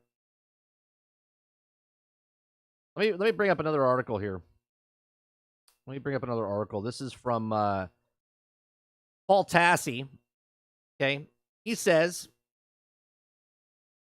that WB has been trying to make a Suicide Squad game for 13 years, and this is where we landed.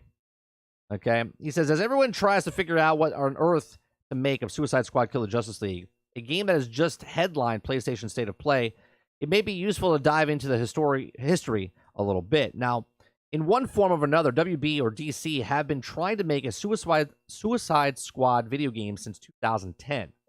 Well before the bad Suicide Squad movie came out, and eons before the good Suicide Squad movie came out, I'm saying it so much, Suicide Squad game was actually announced all the way back in 2010 by Jeff Johns. Now, he's also still talking about it in 2012, saying that the cool stuff about that he's done with the concept of heroes that could actually die. Now, the Arkham games started teasing this idea eventually as Arkham Origins had Amanda Waller recruiting Deathstroke, and later in the Origins Blackgate, Deadshot and Bronze Tiger joined, with Bane being mentioned as a possibility. But that old iteration of the game was reportedly canceled back in 2016, according to Jason Schreier. Now, so what happened next was that sometime between 2016 and 2020, with Suicide Squad Kill the Justice League was announced, the decision was made to try again, and you can now understand why the current game is what it is. A live service looter shooter because Destiny 2 was released in 2017 at the height of the craze it helped start. Now, Borderlands 3 was released in 2019, and it was a huge success. Now, perhaps the game that could have been the biggest cautionary tale from all was Marvel's Avengers. It wasn't released until August of 2020, literally the same month that Suicide Squad Kill the Justice League was announced, and by then it was already well in development, and no doubt that it had its theory here. Now, AAA game cycles take way too long. Now that the game might have seemed like a good idea 5 years ago, may no longer be active or effective by the time it actually releases. In the 5 years since Destiny 2, it's been essentially almost all comers in the live service looter shooter genre struggle hard, if not fail outright. The Avengers specifically shows just how poorly the concept works, and superheroes in particular. The problem with Avengers was the older to retain some of the unique senses of the character kits that were distinctive from one another. Loot essentially didn't matter. Suicide Squad enters into the apparently to do the opposite, to make combat more similar to across the characters by giving everyone access to guns, whether this makes sense of the likes of King Shark or Captain Boomerang or not. Now, again, we're all prejudging Suicide Squad on the footage, and we've seen so far, and go ahead of the game's release of May. So, yeah, you can see that there's a lot of, they had this idea for this game for 13 years. 13 years. And they had it back in 2016 when they started talking about it. And obviously, they started developing it in 2016, 2017, and they announced it in 2020. So, again, I talk about this 3 to 5 years of development cycle. Well, obviously, there was COVID in the middle of that, right? So the last couple of years, they had to push back and delay. Now, if they were smart, and they built it from 2016 to 2020 when they announced it, because it got pushed back. It was supposed to come out in 2021. Then it was supposed to come out in 2022, and now here we are in 2023. We don't know what they switched from when it was supposed to get announced when it got announced in 2020 to when it released now. We'll find out. I'm sure Jason Schreier or some other person will find out. Developer will come out and say something along the lines. We do know that the two leads have left the game, okay, from the studio, which is a bad sign. But at the same time, they left after the game was hopefully mostly done, if not done all the way. So now, because from 2016 to 2020, perhaps, instead of changing the game from a non-looter to looter, and it was baked in from the start, maybe starting in 2020 when they announced it, they said, you know what, let's start to build expansions onto this. Now, I know this is me going to a Goodwill type of thing, but it would have been smart if they take this time, because if they started in 2016, it takes 3 to 5 years to make a game, they should have been done in 2021. What have they been doing for the last 2 years? Right? What have they been doing for the last 2 years? You would hope making the game as smooth as possible, hopefully making the game as many expansions as possible, leading in, and they have more content coming out on a faster base scenario. But here we are. We have no idea what's going to happen. Let me go back up to see what you guys are saying here. Base game of Cyberpunk was 60. This is 120, was Collector's Edition. Yeah, but a lot of people, Travis, got burned on Cyberpunk because they purchased the 120 version to get it early access. Any Collector's Edition is something you're buying less than the game or more than a little trinkets. Still bought $120 before the game came out. Halo's finally looking good. We already read that. Look at me. I'm buying Dead Island 2 Hella Edition because I want the map and Steel Book and the DLC. Base game is only $60 no matter what else. Sure, but you're going into that game, and if that game is, I'm not saying it's going to be, but if your Dead Island 2 game comes out and it's just broke, they got you to pay $120. Doesn't matter if it's the exclusive edition. Doesn't matter if the game costs $60. They got $120 out of you before the game came out. And then when the game came out, it was still broken, buggy. What's going on, little monster? I love Arkham, but it still would have liked Gotham by Gaslight game. The game's supposed to be. The gunplay looks bland and awful. What's going on, B? There's no distinct difference between the characters besides the ultimate abilities. We don't know that yet, though, B. We don't know because they didn't really show Melee. They showed one little clip of Melee from King Shark, but I'm going to say that they didn't sell their game the best. They marketed towards all guns, and we talked about this earlier in the show. Like if Poison Ivy comes in, is she going to be shooting guns? If Calendar Man comes in, is he going to be shooting guns? Right? Like, are all these people just shooting guns, or is there going to be a differentiate between them by using their super abilities and their powers, where she's like throwing plants and stuff like that? You see what I'm saying? Like, if it's just guns, then it's like Fortnite with skins. Giving everyone guns was a bad idea. No one will feel unique. And again, I think they pitched it wrong when they showed us. I think there is a way, because I did a breakdown of the weapons. You go check out that video, okay? And they have melee weapons. It's not like the melee weapon is sitting there as like just a one-off type of thing. Like, you can hold the melee weapon, and you're going to be able to use it and destroy people along the way with it, right? There's like perks and different abilities on there. I mean, I hate saying this because I work at the library, but yes, judge a book by its cover. Yeah, first impressions are everything, Travis. First impressions are everything. If a cover interests you, you'll probably like it. If you hate the cover, then it's a safe bet that you won't like it.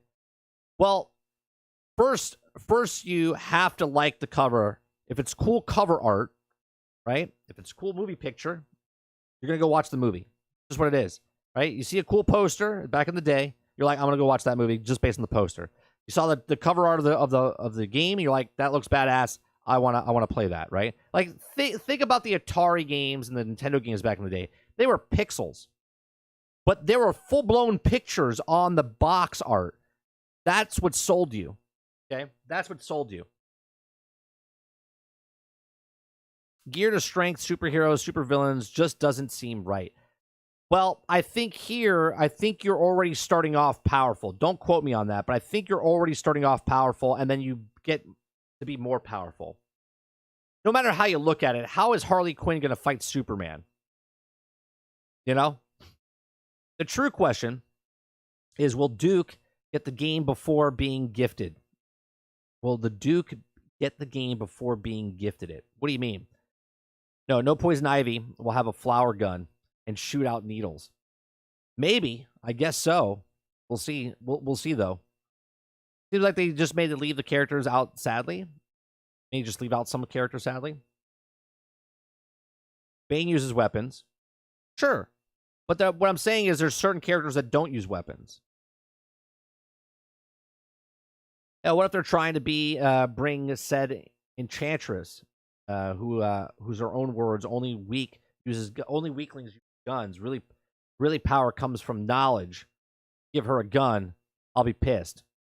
Right, well, maybe they won't bring her in, though, Travis, right? Maybe it doesn't suit them. Maybe they only bring in people that use guns, but then that's a problem itself, right? A lot of people are like, well, what's the difference of all these people? Who's the Justice League members in this game? The one that they're showing right now is Green Lantern, Flash, Superman, Batman, and Wonder Woman. And Wonder Woman's the only one that's not being brainwashed by Brainiac. B says, Rocksteady made some of the best single-player games. Having bots when you play solo means content was made for 4 players. I don't have 3 friends. I got family. No, they literally said, B, that the game can be played continuously through single player with your bots, right? 4-player I know what you're saying. Because the bots are there means that it was always meant for 4 players. Sure, but it's still a single-player game, right? Still a single-player game. It's just companions coming along with you. That's a completely different conversation we'll have when the game comes out. We're like, the bots are idiots. Do not play with them. I'm about to get much hate, but OMG, Dune was so boring. I got 2 chapters in and fell asleep. For the movie or the books? Having Dr. Freeze shooting a gap would just look or feel wrong. Right. It is weird. We don't have Superman or Green Lantern villain. No, we do. There's literally a Superman and Green Lantern villain. Yes. That's my point. If everyone uses a gun, it'll be boring. I direct you to Syndrome. Once everyone's special, nobody is. Right. And I think that's why they sold their game a little wrong, because they should have showed melee action. They should have showed other things. They might add them to the extra characters, but who do you think the other villains, anti-heroes will be? I mean, I think the rest of the Justice League. You know, I think that Hawkman and maybe Robin, or whoever else, Aquaman. Right? I think those type of people would be, in the game as well.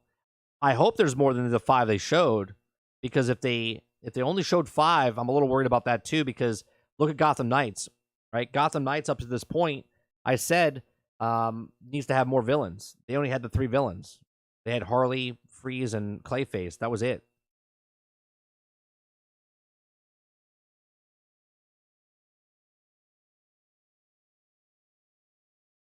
Exactly as it stands right now, it's a third-person shooter. That is all. Yeah.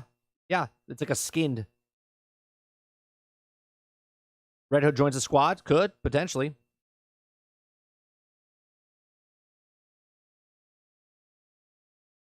If that happens, I'm going to be considered, because I love Red Hood. There also said that there was also things in the game where you have, there's, based on villains, they said. So they said you could have, like, Bane's serum, right? And you can rain down on people. You could have, let's say Mr. Freeze Gun have a freeze gun type of thing. So there's little things like that you could have as well. This is why marketing matters.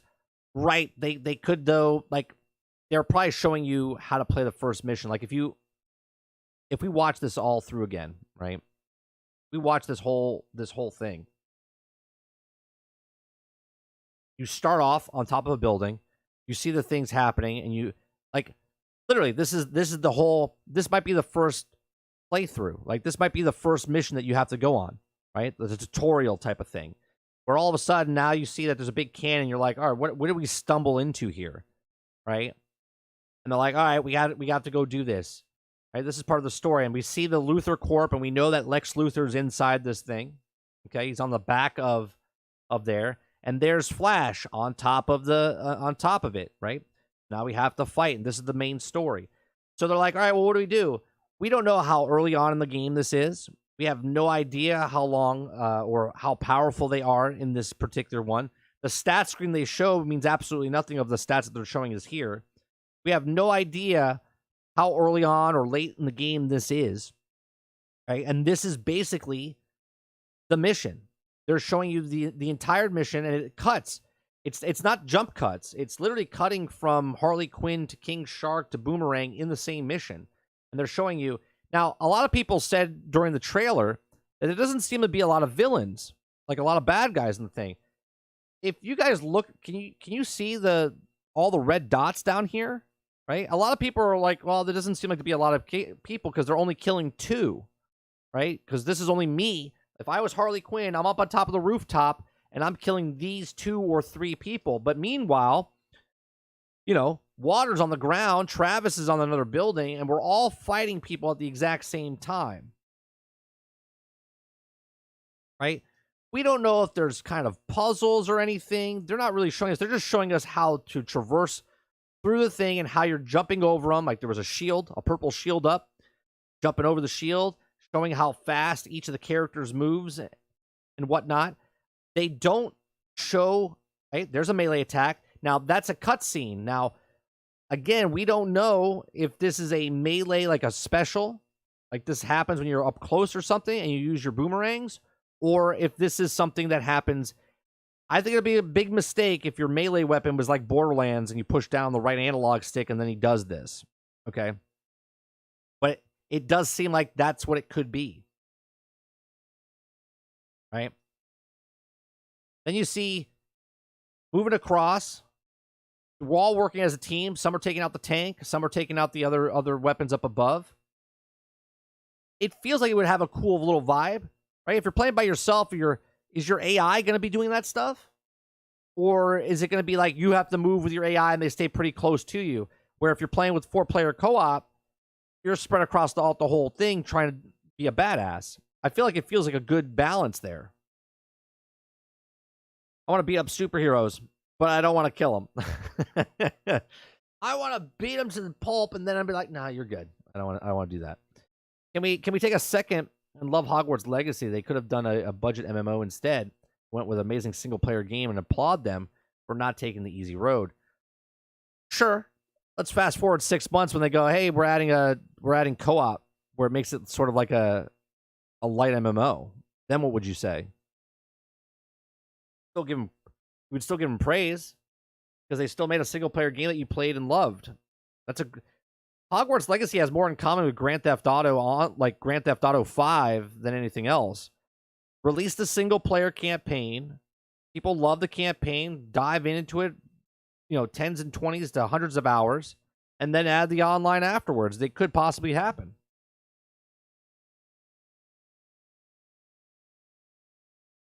Right? So then you see them fighting, and see right there, you can actually see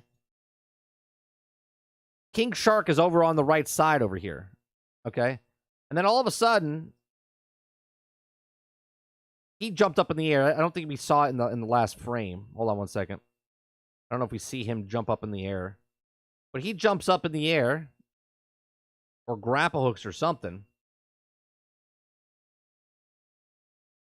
Let me see. Going frame by frame to see if Shark jumps up in the air. Yeah. So right there, he leaps up in the air. Okay? Well, now we cut to Shark, and he's up in the air, okay? And he's fighting the tank. It's a little bit after the fact. And now you see Boomerang jumping up in front of him, right? So this wasn't like a jump cut type of thing. This was literally just 4 people playing, and they were showing you the different perspectives of these characters. Because now King Shark is behind the tank, right? And Boomerang's teleporting back and forth between the tank. I don't know. I feel like they did a good job of this, but at the same time, they did a poor job of showing us what Melee is. Melee is probably not equip a hammer and then start running around meleeing people, and I think that's a mistake if it's just all guns. The purple balls do remind me of like Sonic Frontier. You know, you have to hit the certain points, but I do get it. Because if you're not shooting the ball or the purple dots, then you're just shooting the helicopter from all angles, and you'll kill it even faster. Right? So we see another stabby. This might be just a cutscene type of thing. They've been fighting for so long, the sun came up. This looks like a bunch of puzzles, right? So there's a bunch of landmines around, and then all of a sudden you shoot that, and it takes away the landmines.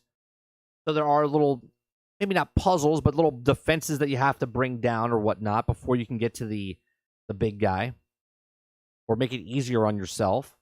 And again, looks like there's plenty of bad guys down here with the red dots to shoot and kill and whatnot. Yeah, that's what it seems like, Travis. But the problem is they didn't say yay or nay on it. But the way it looks, of the way it goes into this like cutscene, it does seem like it's an R3 type of thing.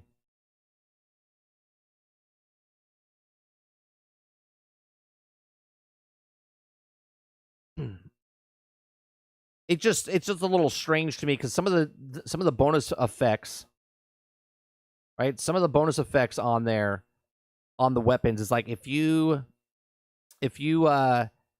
get this thing and hit, it brings ammo back into your gun, and if you shoot this and get a critical hit, it brings back something on your melee weapon. So this is why I'm like, if you can use a melee weapon, why wouldn't they show you it, like actual show you it? See, now she's coming down on the on again with the little cutscene. He lands probably right here, R3. It's the finisher type of thing, like they did in Marvel's Avengers, but it's a melee finisher. And I wonder if they're gonna do the same. Are they gonna do the same thing as Marvel's Avengers? Takedowns. Are they gonna do takedowns, and they're gonna charge money for those as well?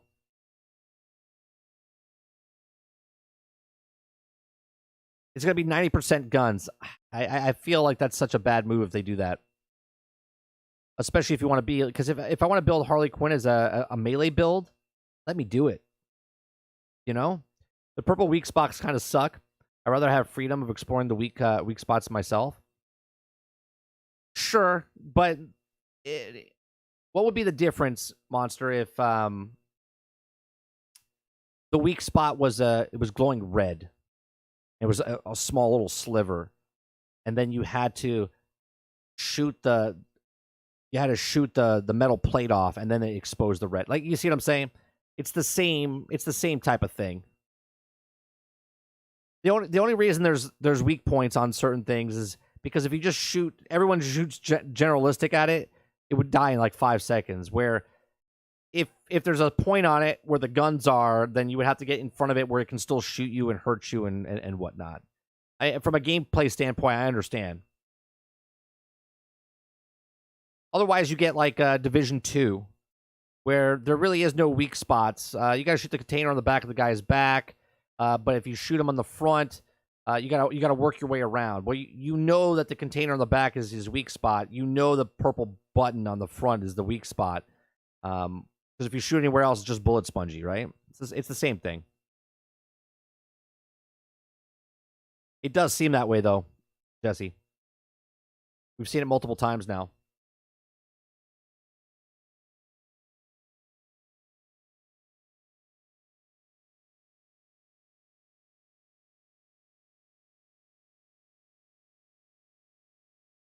right? Like you that big boss fight right there. Tell me this doesn't feel like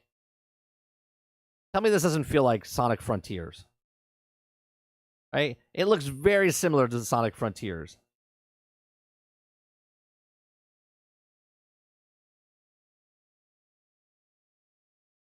What I'm hearing is if they don't put weak points, gamers will just shoot till it's dead. Yeah, so think about this, Travis, right? Think about this. If there's no weak points and we're playing a 4-player co-op game, we would all just shoot no matter where it is, right? No matter where it is, we would just shoot this this creature, this boss, this car, this plane until it's dead, right? Which, again, I'll go back to Division 2. There's this big drone up in the sky, okay? Big drone up in the sky. How do you kill it? Well, you got to take out the weak points, which is the propellers, and they have little red lights underneath it, so you know that that's where you need to shoot it. Okay, if you shoot anywhere else, you're doing damage, but there's more damage done if you take out the propellers. Do you see what I'm saying? If you don't put something there in the story-based elements of it, they're gonna murder it super fast, super fast. So Suicide Squad is Marvel's Avengers 2.0. Maybe it could be. And I go back to the script I had in the beginning. If they make it feel right and respect your time, and they feel like it's a good system, then you'll play it. But as soon as the foundation gets cracked on that, it's going to expose everything. I think I'll still buy the game though. I'm very curious and excited for the game. Monster, I'm still buying the game. I'm still getting the game because I'm interested in the single player aspect of it. Rocksteady makes good games as far as story-based games, right? Like I love all the Batman. This takes place in the Batman universe, so I'm going to buy it because I'm more intrigued with the story. Like just the little beats. Like I'm not gonna play the sound on here, but just go listen to the story and listen to the banter back and forth and listen to the little bits and pieces. You can tell there's going to be a good story there. Go on, Slayer. I can understand why people are cautious about Suicide Squad being live service, but don't hate the game when it hasn't been given a chance because others went wrong. Right. But this is my whole conversation this morning for the last hour and 45 minutes. I said you can't be cautious, and I laid out all the stuff to be cautious about, okay, and why people are cautious, right? And then I went, it's the free for me, right? For someone else, it might be the guns, right? One of you goes, it's got guns, I'm out. One of you might be like, oh, it's a live service game, I'm out. The thing for me, I'm not out. I'm worried for the game because I'm interested in the game. I want the game to succeed. But when they said there was free content, I was like, oh boy. Oh boy. I mean, I like weak points, but not the lights telling me where it is before I even figured out the enemy. That's holding my hand too much. I have a question. Did you play any game in the last 6 months that was a single-player game that did that on PlayStation or Xbox? I'm pretty sure you did. Because most games are like that now. It's just, this is not hidden very well.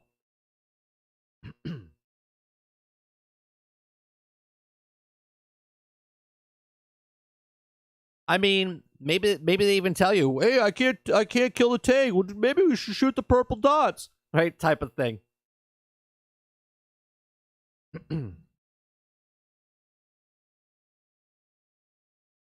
Hogwarts Legacy didn't have weak points. No, but the way your magic is used, you don't need weak points. The combos are the weak points. If you're just shooting your regular hit, that's weak. But if you combo stuff, that's the weak points. And actually, they did. Okay, Travis. They literally color-coded the shields.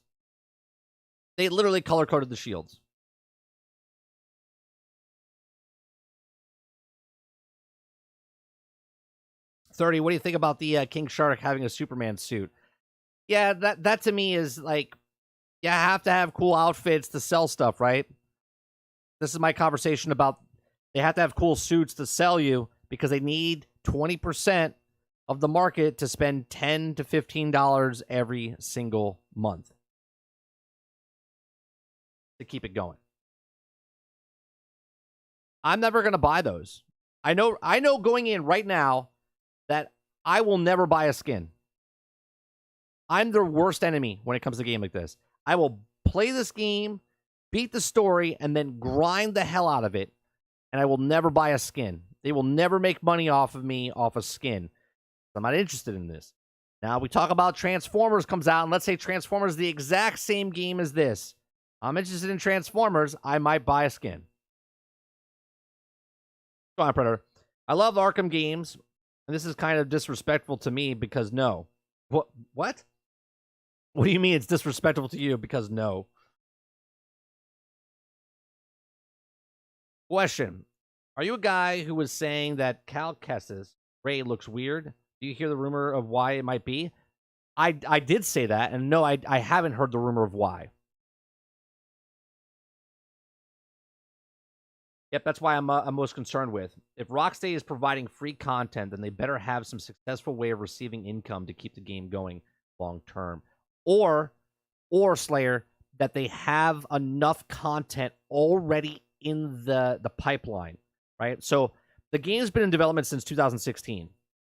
It got announced in 2020, the same month as Marvel's Avengers, and it was supposed to come out in 2021. Okay, then it got pushed back. Hopefully, they've taken that time. The game's been done. They polished it, so it's going to be good when it comes out. And that there's enough content afterwards. If they already have content that's made and done that they're just going to put out for the next year, and then while the next year comes out, they see like what the landscape is of how many people are really interested in the game. Because if they pump the game out, it feels fun. Then they pump out the first expansion, but they already have, let's say, 3 expansions already in the pipeline. Then people go, oh, this is cool. And they already released the first expansion or content, whatever. Then people buy skins. They're more motivated to do stuff. And then they're on a constant release regime type of thing. You know what I mean? Regiment. Not regime. Regiment. I don't think I could bring myself to shoot Wonder Woman. She's too lovely. I mean, if she turns bad, I could shoot her monster. Supposedly, he was injured in the time between the 2 games. According to some rumors, his leg broke and didn't fully re-heal. Although my only issue doesn't the back to tank. So wait, the actor or the character? So within the 5 years, they're going to tell us a story why he's walking different. If that's the case, then cool. If that's the case, if it's part of the story, then cool.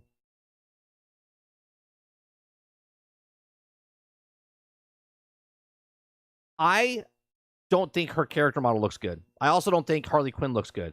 Now, again, she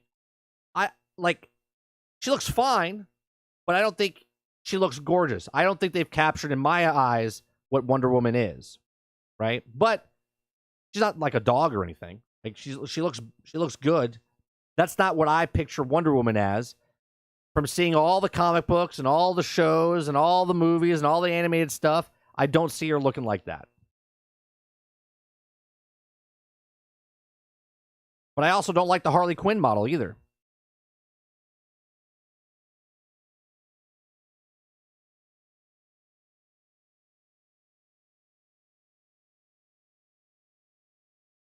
I don't know if it's her hair. I don't know what it is.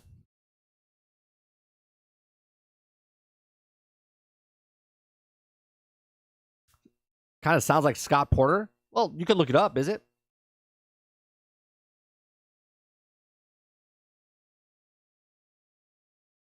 Well, I wouldn't say she looks like more like Caitlyn Jenner. I don't want her to look like Gal Gadot. I just don't think like perfect example, right? Like Gal Gadot, like you look at her and go, yeah, that's what I kind of see Wonder Woman as, like this gorgeous Amazonian woman, right? That doesn't seem like it. And Harley Quinn doesn't look, she's supposed to be this really like hot looking girl as well. Now, say what you want as far as like, I'm a man, I'm being misogynistic or whatever, but look at Harley Quinn. Like if I pull up pictures of Harley Quinn in all places, right?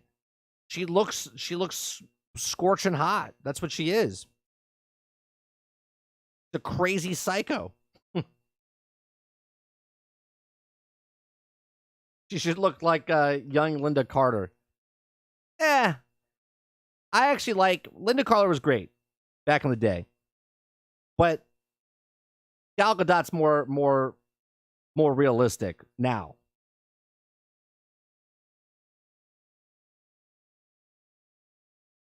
Someone said in the podcast that we did on Friday, I can't believe this Sasquatch doesn't think that Diana's hot, and I'm like, first of all, I didn't comment, but first of all, those are zeros and ones on a screen. I'm okay whatever the way they look. I'm just saying she doesn't look as hot as what I thought she would look like.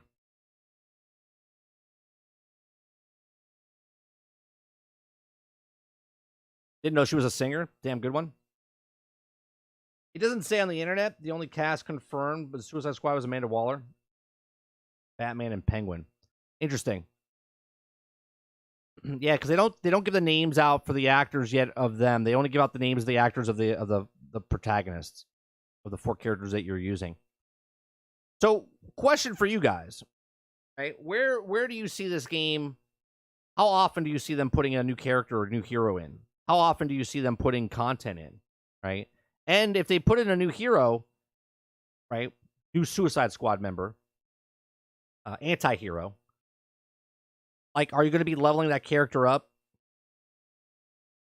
in the exact same format that you were leveling up the other 4 characters? Or is there going to be other content going in? Do we only have Metropolis? Is there Gotham in this as well? Or this is just one map and the one map only?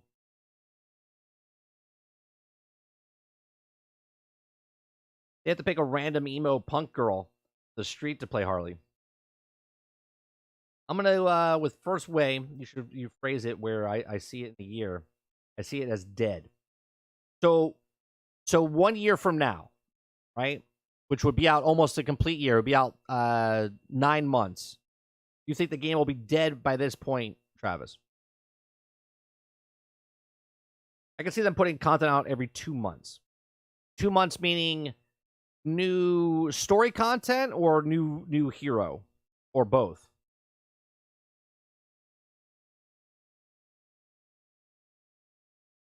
Predator says the game comes out on my birthday. I'm mad because it's not Arkham. It's not an Arkham game. But why do you go into the Predator thinking of it that way? What about if this game is good, right? Let's say it's good and you enjoy it. Wouldn't it be cool if Rocksteady made yet another game that you enjoy? I mean, I get it. I get it. You want them to make another Arkham game because you love the Arkham game so much. And I think that's where a lot of the pushback happens with this game, right? You're disappointed, or people are disappointed because it's not something that they wanted. They wanted something. They wanted the same old from Arkham or from Rocksteady, not something new. And the something new that they picked is something that's been tarnished for the last 8 years. And people are just assume that because Rocksteady is doing a game as a service that it's going to suck like the rest of them, right?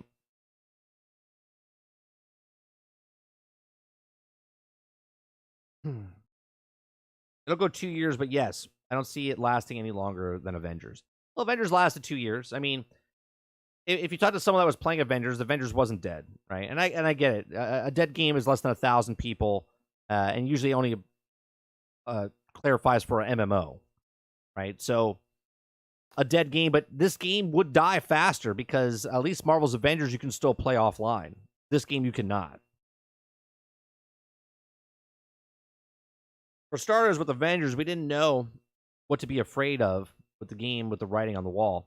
Sure, we did. We literally compared Anthem, Marvel's Avengers to Anthem, 100%. 100%. We knew. We were like, it looks like Anthem, and people were like, let's give it a shot. And then it turned out to be like Anthem. So I get why people are a little weary of this. Both whether the story content or new characters. I wanted a Green Arrow game, but I know I'm weird. I mean, there are other games out there that like with arrow shooter. Like, wasn't there a Robin Hood game that came out? But that was like a multiplayer game, wasn't it? Maybe cool. I mean, you could take any hero and make a single player game out of it. Like, I would love a Wonder Woman game which is coming out. I would love an Arrow single player game. I would love. See, I said this months and months and years ago.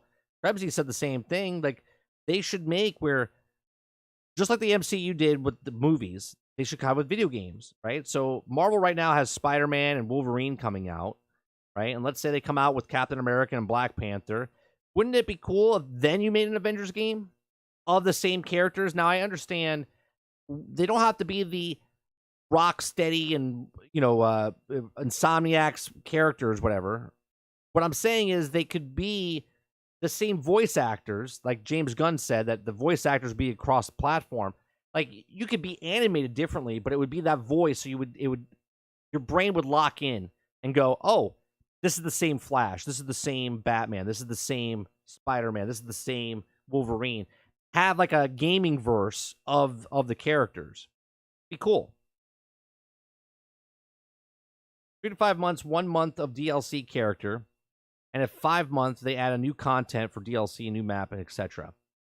Yeah, I would like, and mine's going to be on the basis of they've already have the content in the pipeline.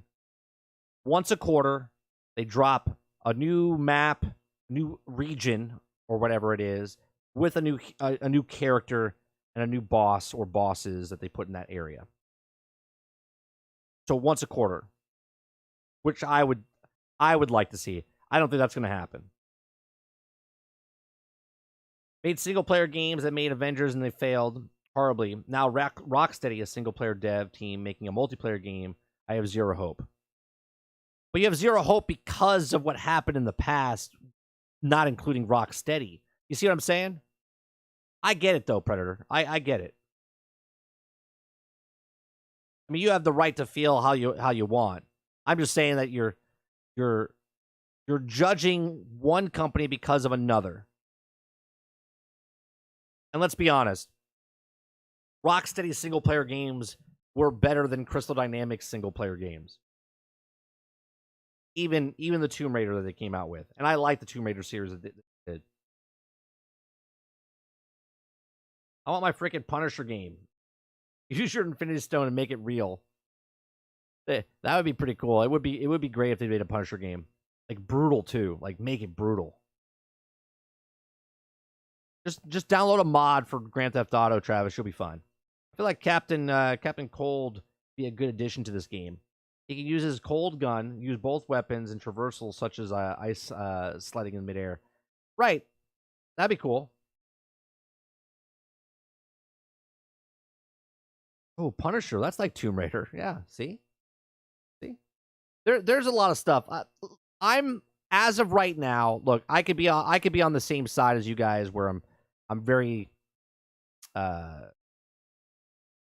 optimistic, right? I'm very subdued and very down on my luck of going, oh, here comes another games of service game.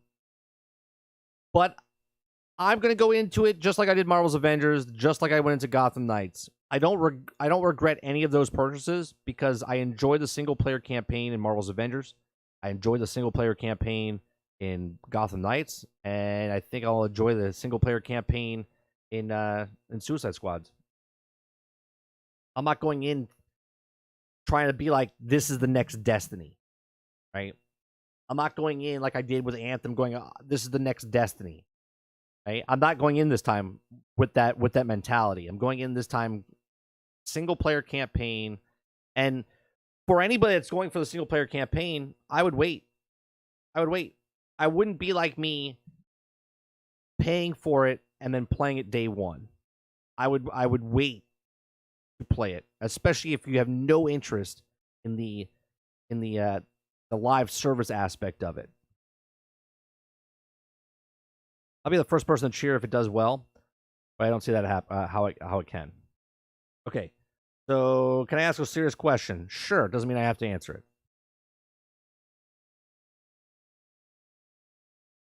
I think a lot of people go into having they predetermined before they play the game, and it makes the game worse. Or you're going off someone else's hype, and they're really hype, and then you think you're going to be hype because you really don't really like it, and then you get it, and then you're disappointed in it. Insomniac Games with Wolverine, PlayStation 5, they wanted to go the M rating. I say that. Hell yeah. Right. Now, okay, let's do a hypothetical here, Jesse, right? Let's do a hypothetical. I know this is not happening, but let's say Insomniac comes out and says Wolverine's a games of service game. Do you think everyone just shudders and hates Insomniac Games the same way they're doing for Rocksteady right now? Or do you think they'll have like faith in them and be like, man, they knocked it out of the park with these other games. I can't wait to see what they do with this. You know where I put my superhero news? In the everything superhero section. Things I would like from Suicide Squad is more character abilities, such as Harley using a bat gymnastics move. Well, we were talking a little bit about that earlier, Krebsy, about their moves. Do you think they're going to be selling the hell are those things called?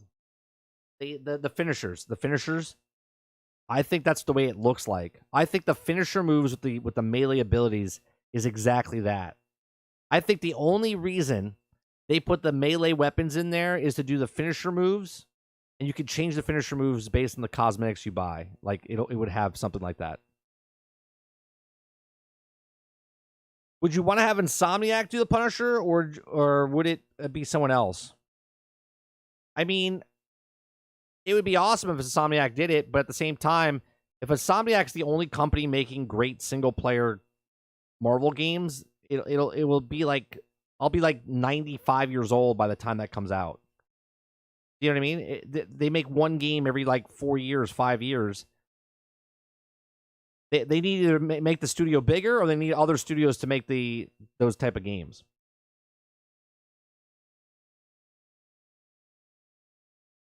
Rocksteady can pull in loads of villains from the DC universe without making too many echoes like Marvel's Avengers.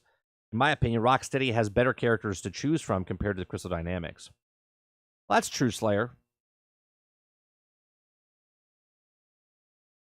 Travis says, I'm asking, could WB have told them, yeah, don't worry about the story, just focus on the gameplay with Rocksteady have to do as well as they say.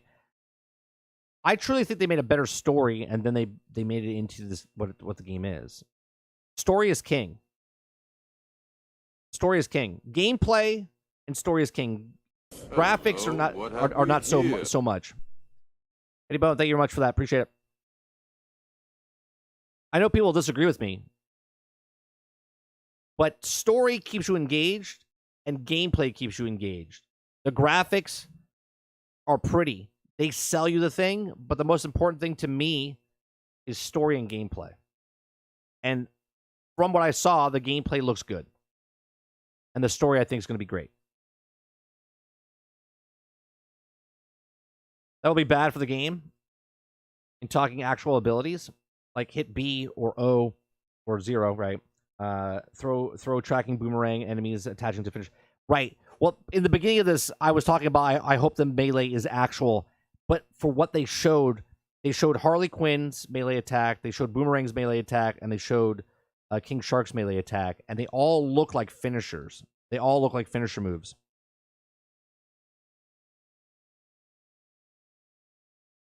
I think if the company could make a games as service, it could be worried, like giving an example. I love Gundam, but make it a games as service, and I'm worried. Make Castlevania games as service, and I'm worried. Which is strange, though, because if you're a fan of something, you would want more of it, right? When I play as Harley Quinn, I'll be distracted by her butt. Sorry. Sorry, not sorry. That's cool. Insomniac already everybody stole hearts from Spider-Man, PlayStation 4, PlayStation 5, PC, and the Spider-Man Miles Morales, and everyone has already trusted Insomniac in Wolverine game. Right, because it's a single-player game, Jesse. They know because it's a single-player game, that's why they have trust in Insomniac for the Wolverine game. But if Insomniac ever came out and said, we're making it a live service game, wouldn't everyone just curl up and be like, no? They would do the Darth Vader move. Ooh, they would be so pissed off. What if a melee is a cooldown? Well, actually, I would take the cooldown over the finisher move.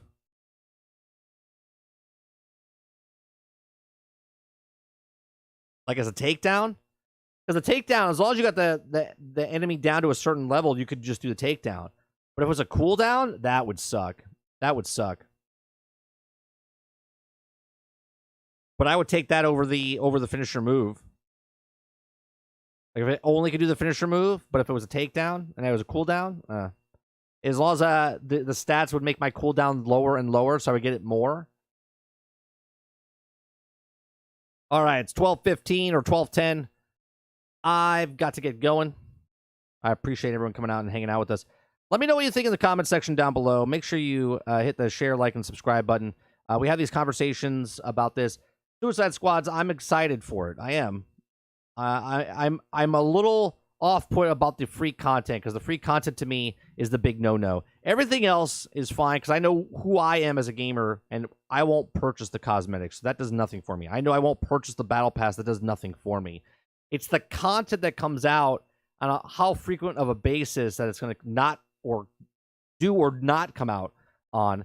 And then the people that they bring in, are they going to be enough variations between the characters, or is it just going to be the Fortnite feel of I'm Poison Ivy using a gun, I'm Penguin using a gun, I'm Boomerang using a gun type of stuff? And that's what worries me about the free content. So let me know in the comment section down below what you guys think after the fact. And if you like this, please make sure you share, like, subscribe. I appreciate you very much for coming out and hanging out with us in the mornings here. We start at 10 o'clock in the morning and go to about noon Eastern, Monday, Tuesday, and Thursday. Wednesdays, I end up a little earlier, around 11:45. And then we'll be back tonight for some gameplay. I think we're going to jump back into Hogwarts Legacy with our Slytherin playthrough and play through that some more. Appreciate it very much. Let me see what you guys are saying. Imagine if the game had a reverse flash, but instead the guns can throw Speed Force lightning. Well, now you're getting into making the game hype again, Slayer. We did this for Marvel's Avengers. So, all right, you guys have a good one. I'll see you guys tonight at 8 p.m. Eastern right here on 30 NSG. Peace.